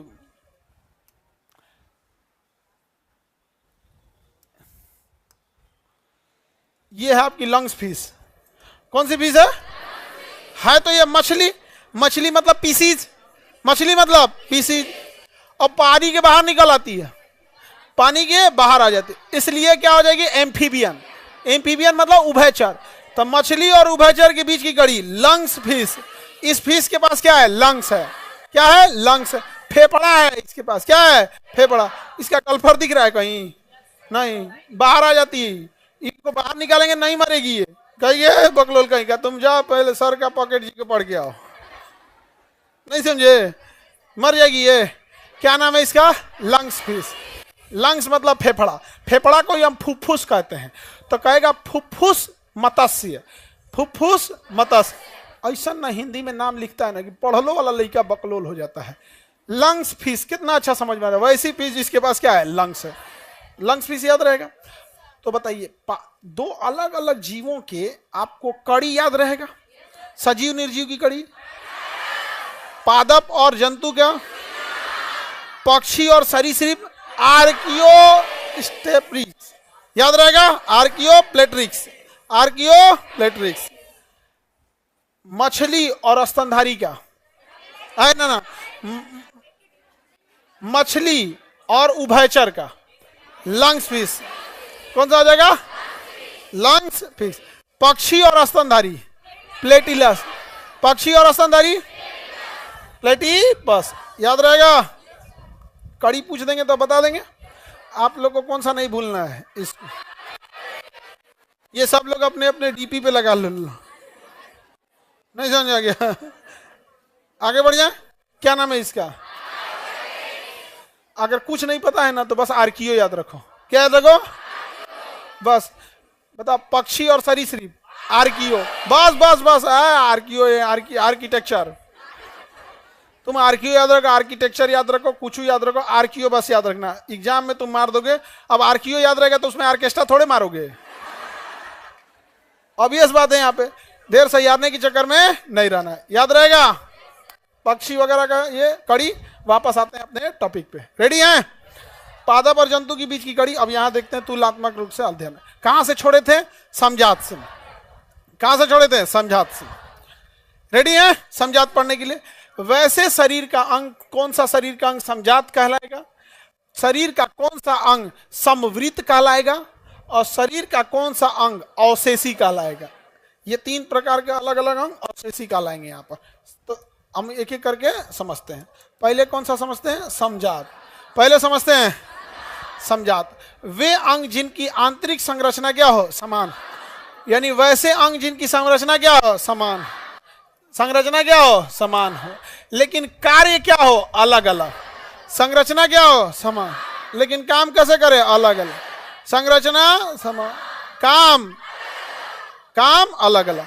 जैसे देखो हम लोग यहाँ पे एग्जांपल में देखो, वेल मछली का अग्र पात तैरने के काम में आता है। मछली देखेंगे ना तो समुद्र की मछलियां बड़ा बड़ा ऐसे हाथ पैर होता है उनका तैरने वाले। वेल मछली का पैर फ्लैप देखेंगे तो बहुत बड़ा होता है। पहले एक हड्डी होती है, फिर दो हड्डी होती है, फिर उनका ये चौड़ा हो जाता है।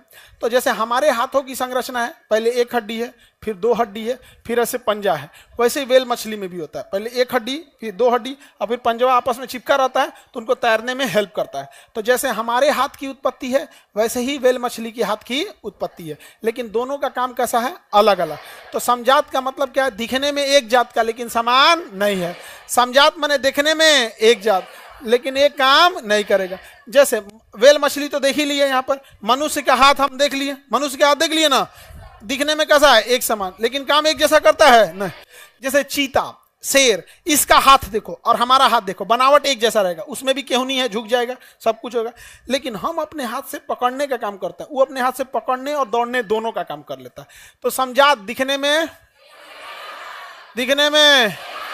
काम, समझात दिखने में काम। ठीक इसी का उल्टा याद रखना है, किसमें, समवृत्त में। किसमें, समवृत्त में। अलग दिखेगा, काम एक करेगा। समवृत्त में अलग दिखेगा, काम एक करेगा। आप दोनों फॉर्मूला याद नहीं रखना है वरना आपसे गड़बड़ हो जाएगा। केवल एक याद रखना है। केवल क्या याद रखना है, एक। किसका याद रखना है, समझा। दिखेगा एक जैसा, काम अलग। इसी का उल्टा करना, समवृत्त। उल्टा करो, समवृत्त। समवृत्त का मतलब क्या हो जाएगा,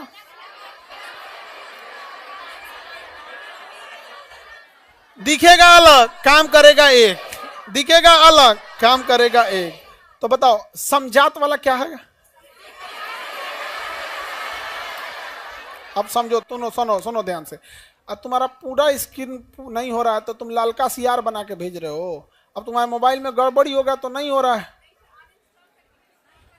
नहीं हो रहा है, अनइंस्टॉल करके इंस्टॉल करें, हो जाएगा। नहीं हो रहा है, हो जाता है। अच्छा, लाइव में प्रॉब्लम हो रहा है। चलो अब देखो, एक एक करके अपने से सीख लेना लोग कुछ कुछ। सुनो अब ध्यान से, आगे समझो, याद कैसे रखना। आपके जाति का नेता, आपके जाति का आदमी हमेशा आपको कहेगा कि हम आपके साथ हैं, तो समजात वाला साथ दिखता है, होता नहीं है। याद रखना, सिंपल है कि नहीं। समजात किसे कहेंगे? दिखेगा एक जैसा, काम नहीं आएगा। दिखेगा एक जैसा, काम नहीं आएगा। जैसे चमगादड़ का पंख, जैसे हमारा हाथ है शुरू में ऐसे, बाद में जाके ऐसे खुल जाता है, तो चमगादड़ का पंख, शेर या चीता का हाथ, मानव का हाथ, मछली का फ्लैप, दिखता एक जैसा है, समझात है लेकिन काम नहीं कर। इसी का उल्टा करेंगे तो क्या हो जाएगा? समवृत। समवृत क्या है? दिखता एक जैसा नहीं है लेकिन काम करता, एक जैसा दिखता नहीं है लेकिन काम करता है, उसी को क्या कहेंगे? समवृत। क्या कहेंगे? समवृत। क्या कहेंगे? समवृत। आगे बढ़ जाएं, उसे क्या कहेंगे? समवृत। जैसे कीड़े का, कीट का पंख, कीड़े में कितना पंख होता है? 4 गो। अब पक्षी में कितना होता है? 2 गो। क्या एक जैसा दिख रहा है? एगो में 4 गो पंख दिख रहा है, एगो में 2 गो पंख दिख रहा है, तो ऑब्वियस बात है एक जैसा तो दिख नहीं रहा है, लेकिन दोनों अपने पंख से क्या कर जाते हैं? उड़ जाते हैं। दोनों अपने पंख से उड़ जाएंगे। तो सुनो ध्यान से, परिभाषा बताना। उत्पत्ति एक समान दिखती है लेकिन कार्य अलग अलग। समझा? असमृत का बस इसी का उल्टा कर लेना, याद नहीं करना, कंफ्यूजन हो जाएगा, बस क्या कर लेना है? उल्टा कर लेना। समझा तो याद रहेगा। अवशेषी अंग जो शरीर में रहता है लेकिन किसी काम का नहीं है, क्या कहलाएगा? अवशेषी अंग। शरीर में है लेकिन किसी काम का नहीं है, क्या है? अवशेष। जैसे आप लोग का दिमाग शरीर में है लेकिन किसी काम का है, शरीर में रहे काम ना करे, उसे क्या कहेंगे? अवशेष। शरीर में है लेकिन काम ना करे, अवशेषी। जैसे मानव शरीर में अवशेषी अंग में देखेंगे अपेंडिस। क्या होता है? अपेंडिस। पे दाहिनी और बड़ी आंत के नीचे होता है अपेंडिस, जो घास भूस लकड़ी उकड़ी खा जाएंगे तो उसको पचाने के काम में आता है। हम लोग लकड़ी उकड़ी खाना छोड़ दिए, इसलिए हमारा अपेंडिस शरीर में है लेकिन काम नहीं करता है। लेकिन जानवरों में अपेंडिस बहुत जरूरी है, वही लकड़ी उकड़ी को पचाता है। कण, कान की पेशियां, जो कनवा बाहर है, इसका हमारा कोई काम नहीं है। ये कण पिल्लो कहलाता है, पन्ना, ये हमारे किसी काम का नहीं है। फिलहाल अभी है तो हम लोग जो पढ़ाने के टाइम पे इसमें माइक रख देते हैं, और अगर ये नहीं रहता तो माइक ऊपर रखते, यहाँ रख के पढ़ाते, क्या दिक्कत है? पायलट यहाँ रख के पढ़ा देगा। पायलट जो माइक रखता है ऊपर रखता है, समझ में आ गया कि नहीं आएगा? पायलट कहाँ रखता है? ऊपर। बड़का हेडफोनवा देखना ना, बड़का हेडफोनवा में आजकल लड़का गाना सुन रहा है, इतना बड़का 2 गो लोटा बराबर लगेले है, वही में गाना सुन रहा है। यहाँ पे चश्मा, हाँ चश्मा है तो यूज कर लेते हैं, नहीं तो नहीं यूज करेंगे। समझ में आ गया? जैसे महिला लोग कान है तो इसमें पहनने के लिए यूज कर लेते हैं, नहीं रहता तो उस समय कोई और सिस्टम रहता। नहीं समझ में आ गया? इस सब टाइप का, कुछ इस टाइप का फैशन रहता, इसे निकालना कुछ और फैशन रहता उस टाइम। यहाँ पे भीड़ उड़ में बेचारा दबा जाता है इसे। तो शरीर में है, काम नहीं करे, क्या कहलाएगा? शरीर पे जो बाल है हमारे किसी काम का नहीं है, नाखून जो है हमारे किसी काम का नहीं है, लेकिन जानवरों के लिए नाखून काम का है। हमारा बढ़ा हुआ नाखून काम का नहीं है, लेकिन नाखून जानवरों में बड़ा, जितना बड़ा अपनी उंगली है ना, उंगली जितना बड़ा है ना, उतना बड़ा शेर का नाखून होता है, उतना बड़ा शेर का नाखून होता है। अगर इसे दुलार में इसे खींच दिया ना तो उतना गहीर करके निकाल देगा। यहाँ पर दुलार करेगा ना आपको, इसे जैसे नहीं देगा कुत्ता उत्ता ऐसा ऐसे कूदने लगते हैं, छोटा छोटा नाखून है, हल्का हल्का होता है। अगर शेर कूद गया तो एगो तो बड़का नाखून है एकदम तेज, और पे 2 कुंटल का रहता है, बकोट के एकदम घराक से इसे चिचिन पार देगा यहाँ से। जा, अब सारा किड्नी उड्डी बाहर सब ढकेलते रह गए है, ऐसे निकलना नहीं है जी, मरिए जाएंगे हम, अवशेषी हो जाएंगे पूरा शरीर। शरीर में है, काम का नहीं है, क्या कहलाएगा? जैसे आप लोगों का दिमाग, अपेंडिस, शरीर के बाल, ये सब कैसे हैं? अवशेषी। समझा तो अवशेषी, ये सब समझ में आ गया? हटा के क्वेश्चन पूछें, बता देंगे आप लोग? हाँ, एक आदमी पॉकेट जी के दो। हाँ देखो, जैसे हम पूछ रहे हैं ऐसे ही आप लोग को पूछना है रूम पे बैठ के। दिमाग लगाए लोग ना, दिमाग तूर देंगे। रहे तब तो लगाए सब, यहाँ पे रहेगा ये नहीं, यहाँ पे पूछेगा। सुनो, जैसे जैसे पूछ रहे हैं ऐसे ही पूछना है यहाँ पे। बड़ी लंबा डिले हो गया बैठाने में आप लोग को, तो खैर एक आध क्लास में ऐसे हो जाता है। सुनो ध्यान से, जैसे जैसे पूछ रहे हैं उसी तरह, कोई टाइम लॉस नहीं करना है यहाँ पे। फिलोसॉफिकल जूलॉजिकल किसका किताब है? इसका है?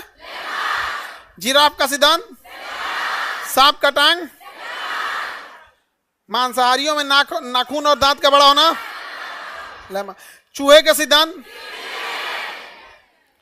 हाँ, natural origin of the species, natural selection, survival of the fittest, Darwin की किताब का नाम,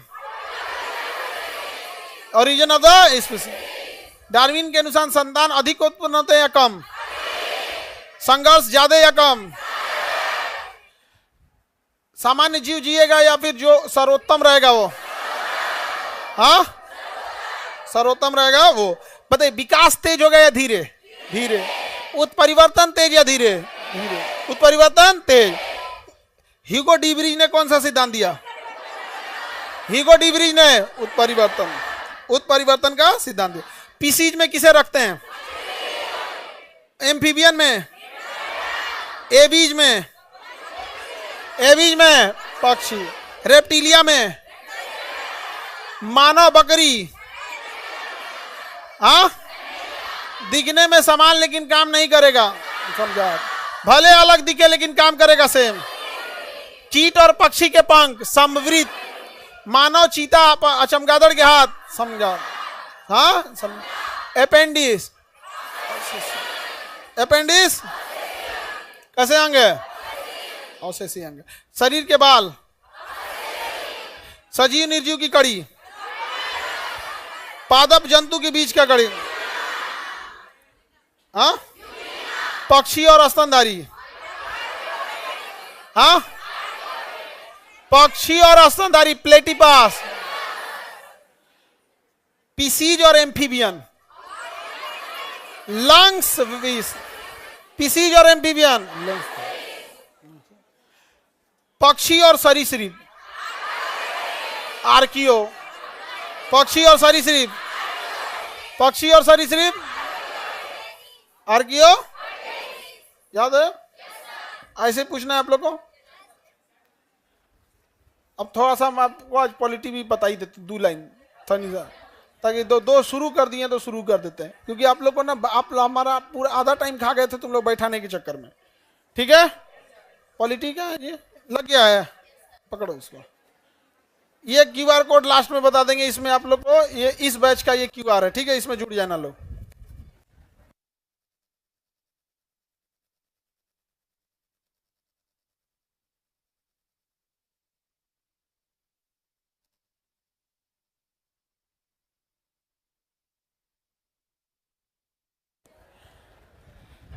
इससे आप लोग जुड़ गए ना, सारी सूचना इसी में देंगे लोग।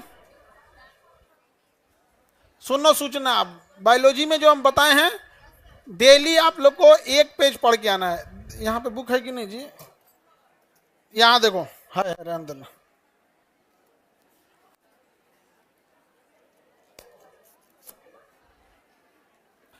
आगे बढ़े, पेज नंबर 380। सुनो बाबू, इधर सुनो, इधर देखना सब लोग। ये सबसे उटपटांग टॉपिक था। ये 1 पेज समझ रहे हो, ऐसे ये वाला 1 पेज दोनों और मिला के ये होता है 1 पेज, इधर और इधर मिला के आपको डेली 1 पेज पढ़ के आना है। कितना पेज?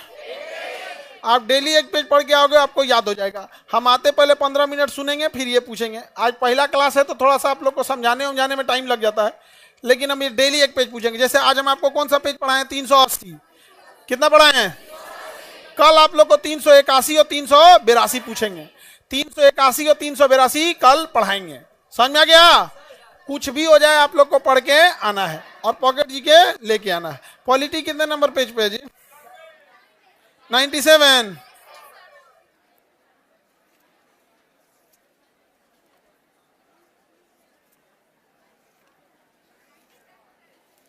Page number 97।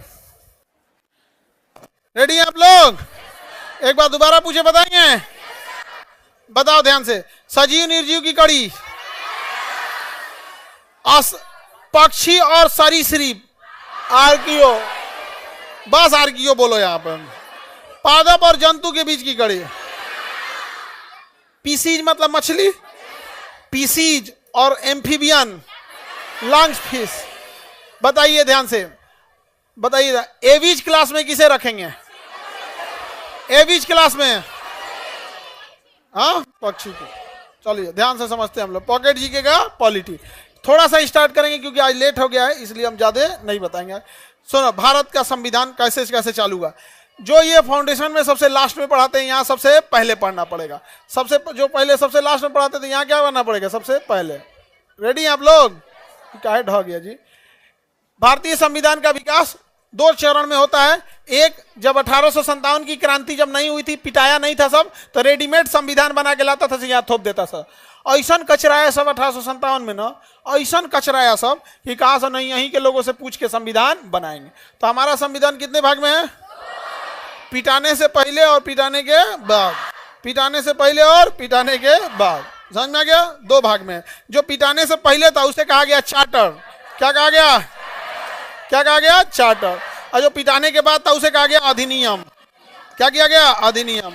जैसे भारत शासन अधिनियम 1935, पिटाने के बाद हुआ तो अधिनियम। अब पिटाने के पहले है तो पिटाने के बाद, पिटाने से पहले, पिटाने के बाद, पिटाने से पहले। बताओ 1773, 1773। इसे कहा गया रेगुलेटिंग एक्ट। क्या कहा गया? Regulating act. क्या कहा गया? रेगुलेटिंग।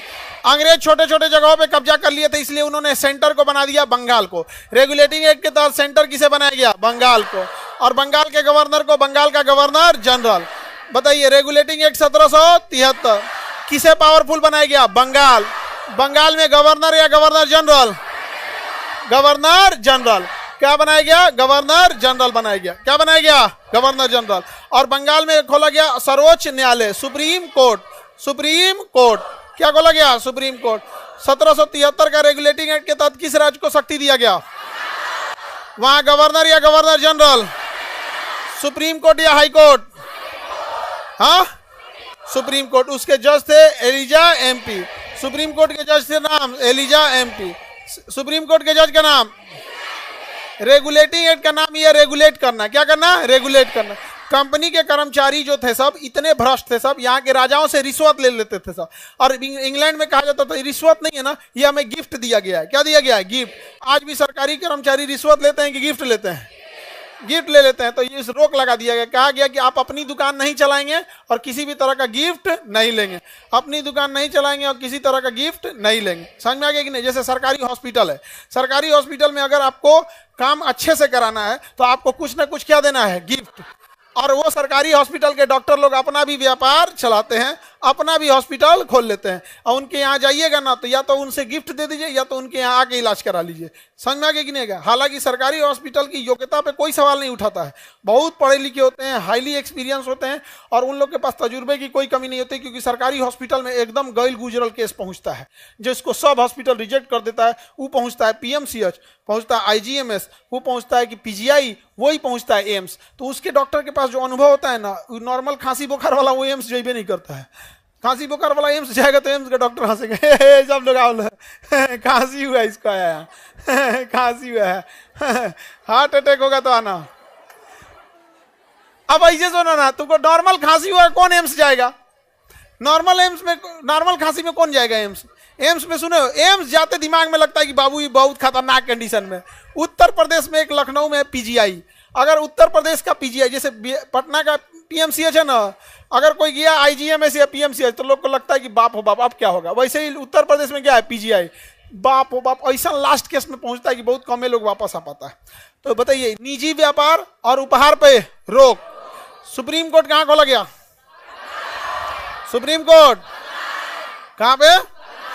ये देखना ध्यान से, ये क्वेश्चन आएगा। Act of settlement, act of settlement, act of 1700, act of settlement, act of settlement 1700। इसमें कहा गया ना कि जो बिहार है, बिहार, बंगाल और उड़ीसा, बिहार, बंगाल और उड़ीसा, अंग्रेज यहां भी कब्जा कर लिए थे। और यहां का कानून बनाएगा कौन? बिहार, बंगाल और उड़ीसा पे कानून बना ले, तो कानून कौन बनाएगा? तो कहा गया बंगाल को ही। किसे दिया गया? बंगाल। रेगुलेटिंग एक्ट में भी पावर किसको? एक्ट ऑफ सेटलमेंट में भी Bengal. Act of settlement 1700, Bihar, Bengal और उड़ीसा के लिए कानून बनाने का अधिकार किसे दे दिया गया? बंगाल को दिया गया। क्या दिया गया? बंगाल। इसी एक्ट द्वारा राजस्व मंडलों की क्या किया गया? स्थापना किया गया। किसकी स्थापना किया गया? किस सरकार को तवज्जो दिया गया? एक्ट ऑफ सेटलमेंट का दूसरा नाम क्या नाम दिया गया? Judicature act. Act of settlement का दूसरा नाम, एक्ट ऑफ सेटलमेंट का दूसरा नाम। इसमें किस राज्य को सहूलियत दिया गया? बिहार, बंगाल और उड़ीसा के लिए कानून बना सकता है बंगाल, जबकि बंगाल के गवर्नर को बंगाल का गवर्नर जनरल बनाया गया 1773। तो अंग्रेजों ने पहला नियम जो लाया था 1773, क्या नाम रखा? Regulating act. सारे राज्यों को किसके अधीन किया? बंगाल के। बंगाल के गवर्नर को क्या बनाया? Governor general. बंगाल में हाईकोर्ट या सुप्रीम कोर्ट? निजी व्यापार और उपहार लेने पर रोक लगा देगा। 1781 में क्या आया था? Act of settlement. क्या नाम था? Act of settlement. बाबूआ ये क्वेश्चन पूछा हुआ है, जब पूछेगा तो आप कहिएगा ये कहां से पूछ दिया, इसलिए याद रखना जरूरी है। Act of settlement 1700। Act of settlement 1700। Act of settlement का दूसरा नाम जुडिकेचर एक्ट। जुडिकेचर मतलब जुडिशरी का पावर दे दिया गया। कौन सा पावर दिया? जुडिशरी। और कहां कानून बनाने के लिए? बिहार, बंगाल और उड़ीसा। बिहार, बंगाल और उड़ीसा। जुडिकेचर एक्ट बोला गया किस एक्ट को? Act of settlement. क्या दिया गया? Act of settlement. Act of settlement. उसके 2 साल बाद 1784 Pitt's India act. Pitt's India act 1784। Regulating act 1773। Judicature act 1781। इसी का दूसरा नाम क्या था? Act of settlement. Act of settlement 1781। Pitt's India act 1784। Pitt's India act 1784। इसमें कहा गया कि जो गवर्नर जनरल के परिषद में सदस्यों की संख्या 4 से घटा के क्या कर दी गई? 3। यही एक ऐसा अधिनियम था जिसमें सदस्यों की संख्या बढ़ाने की जगह क्या किया गया? घटाया। तो पीट्स इंडिया एक्ट के तहत सदस्यों की संख्या 4 से क्या किया गया? 3। और कहा गया तुम लोग पूरा भ्रष्ट है। क्या है? पूरा भ्रष्ट है। इसलिए इसमें 2 भाग बांट दिया गया। कहा कंपनी कितने भाग में रहेगी? 2। एक काम करेगी राजनीति। क्या करेगी? राजनीति। किस राजा से लड़ना है उसे कहा जाएगा कंट्रोलर। क्या कहा जाएगा? कंट्रोलर। क्या कहा जाएगा? कंट्रोलर। एक का काम रहेगा व्यापार। क्या नाम रहेगा? इसका नाम रहेगा डायरेक्टर। क्या नाम रहेगा? डायरेक्टर। बताइए व्यापार कौन करेगा? राजनीति कौन करेगा? कंट्रोलर।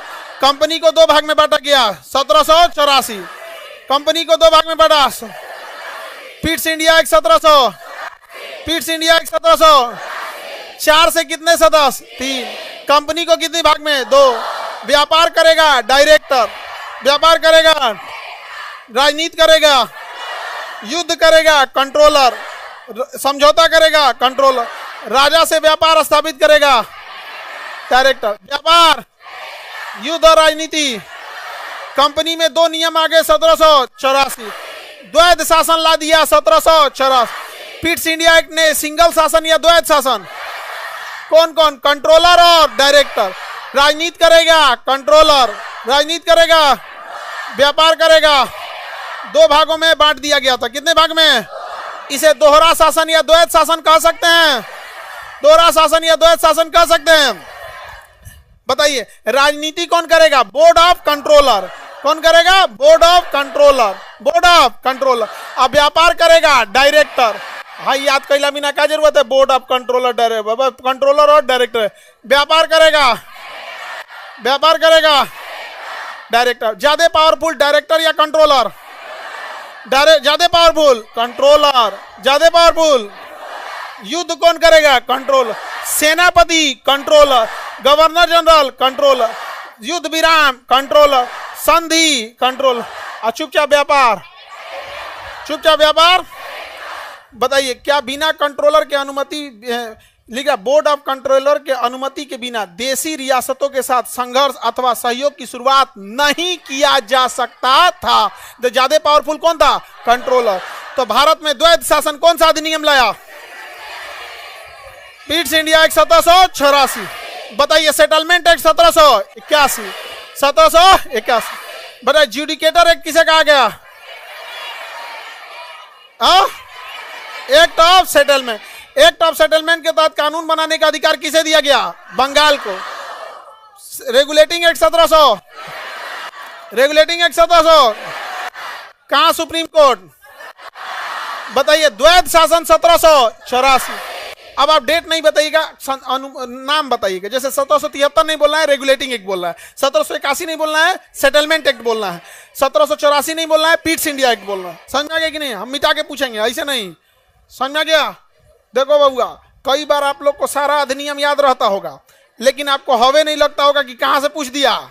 जैसे जुडिकेचर एक्ट पूछेगा तो अभी यूपी पीसीएस में पूछा था, जुडिकेचर एक्ट, सब पगलाए थे, तो कहां से पूछ दिया हो। समझ में आ गया कि नहीं आ गया? तो ऐसे पगलाने की जरूरत नहीं है। रेडी? सर आप कमेंट ऑफ कर दीजिए, तथास्तु। कमेंट ऑफ कर दिया जाए, ऑफ। Comment of. आगे बढ़े? अरे लाइव नहीं बंद करना। चलो ठीक है, आगे बढ़ते हैं। ऑफ हो गया। हमको देखो कितना मानते हैं। देखो हम फ्लो में पढ़ा रहे हैं, तो हम आपका कमेंट देखेंगे तो फ्लो खत्म ना हो जाता है। समझे? फ्लो में याद अच्छा से हो जाता है। रेडी? देखते हैं कितना लोग बताओ। रेडी हैं? डार्विन की किताब का नाम।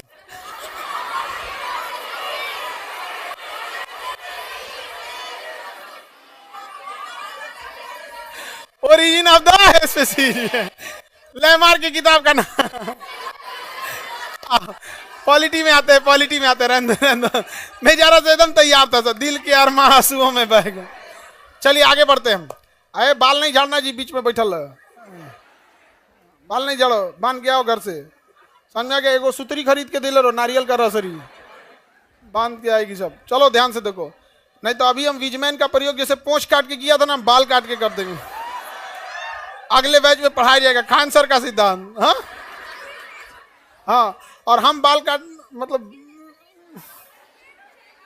सिद्धांत भले फेल हो जाए, बाल तो काट देंगे। आगे बढ़े? चलो ready? Regulating act 1700, act of settlement 1700, Pitt's India act 1700। अब आपको सन नहीं बोलना है, आपको बोलना है किसमें ये बात कही गई थी। बिहार के लिए कानून बनाने का अधिकार बंगाल को दिया गया। एक्ट ऑफ सेटलमेंट, कलकत्ता में supreme court. Regulating act, Calcutta के गवर्नर को गवर्नर जनरल बनाया गया। रेगुलेटिंग एक्ट, द्वैध शासन लाया गया। पीट्स इंडिया एक्ट, कंट्रोलर और डायरेक्टर बनाया गया। सुप्रीम कोर्ट बनाया गया। रेगुलेटिंग एक्ट, गिफ्ट लेने पे रोक लगाया गया। Regulating act, act of settlement का दूसरा नाम जुडिकेचर एक्ट। जुडिकेचर एक्ट, निजी व्यापार पे रोक लगाया गया। हाँ, रेगुलेटिंग एक्ट, गिफ्ट और निजी व्यापार पे रोक लगाया गया। रेगुलेटिंग एक्ट, व्यापार कौन देखेगा? डायरेक्टर। राजनीति कंट्रोलर। डायरेक्टर बड़ा या कंट्रोलर? डायरेक्टर और कंट्रोलर जैसी द्वैध शासन प्रणाली 1784 के किस अधिनियम में? Pitt's India act. तो भारत में पहली बार द्वैध शासन 1784 के पीट्स इंडिया एक्ट। समझ में आ गया कि नहीं आ गया? तो इधर हो गया बोर्ड ऑफ डायरेक्टर, इधर हो गया कंट्रोलर। डायरेक्टर सब व्यापार कर रहा था सब शांति से, और कंट्रोलर सब मार कर रहा था, सब राजनीति कर रहा था, सब युद्ध कर रहा था। राजनीति कर रहा था, युद्ध कर रहा था। हाँ, यही युद्ध करते करते करते करते बड़ी आगे चल गया। तो 1857 की क्रांति में हाई कंट्रोलरवा बड़ी मार खाया था सब। ऐसा मार खाया था सब कंट्रोलरवा ना कि पहचाने में नहीं आ रहा था सब। और लोगों को क्या पता कि डायरेक्टर वाला है कि कंट्रोलर वाला है। भारत का आदमी जब पीटना चालू करता है तो कौन सी कंट्रोलर और कौन सी डायरेक्टर, ऐसा कुछ आया सब, ऐसा कुछ आया सब कि 1857 की क्रांति के बाद डायरेक्टरों खत्म हो गया और कंट्रोलरों खत्म हो गया, सब सरेंडर बोल दिया सब। तो कंट्रोलर और डायरेक्टर दोनों खत्म कब हुआ? 1857 गए थे राजनीति करने। ऐस मार मारा सब भारत वाला ना, ऐस मार मारा जिसका कोई हद नहीं। किसी को कोई दिक्कत? दोनों समझने में आ गया कि नहीं आ गया? कितने नंबर पे है पॉलिटी? Page number 97। आप लोग को कल बस पेज नंबर 97 पॉलिटी में क्या देख के आना है? 97। और कल आप लोग आराम से आके बैठ जाएंगे लो बाबू लोग। ठीक है, आज बैठाने में ही टाइम निकल गया, इस वजह से डिले हो गया।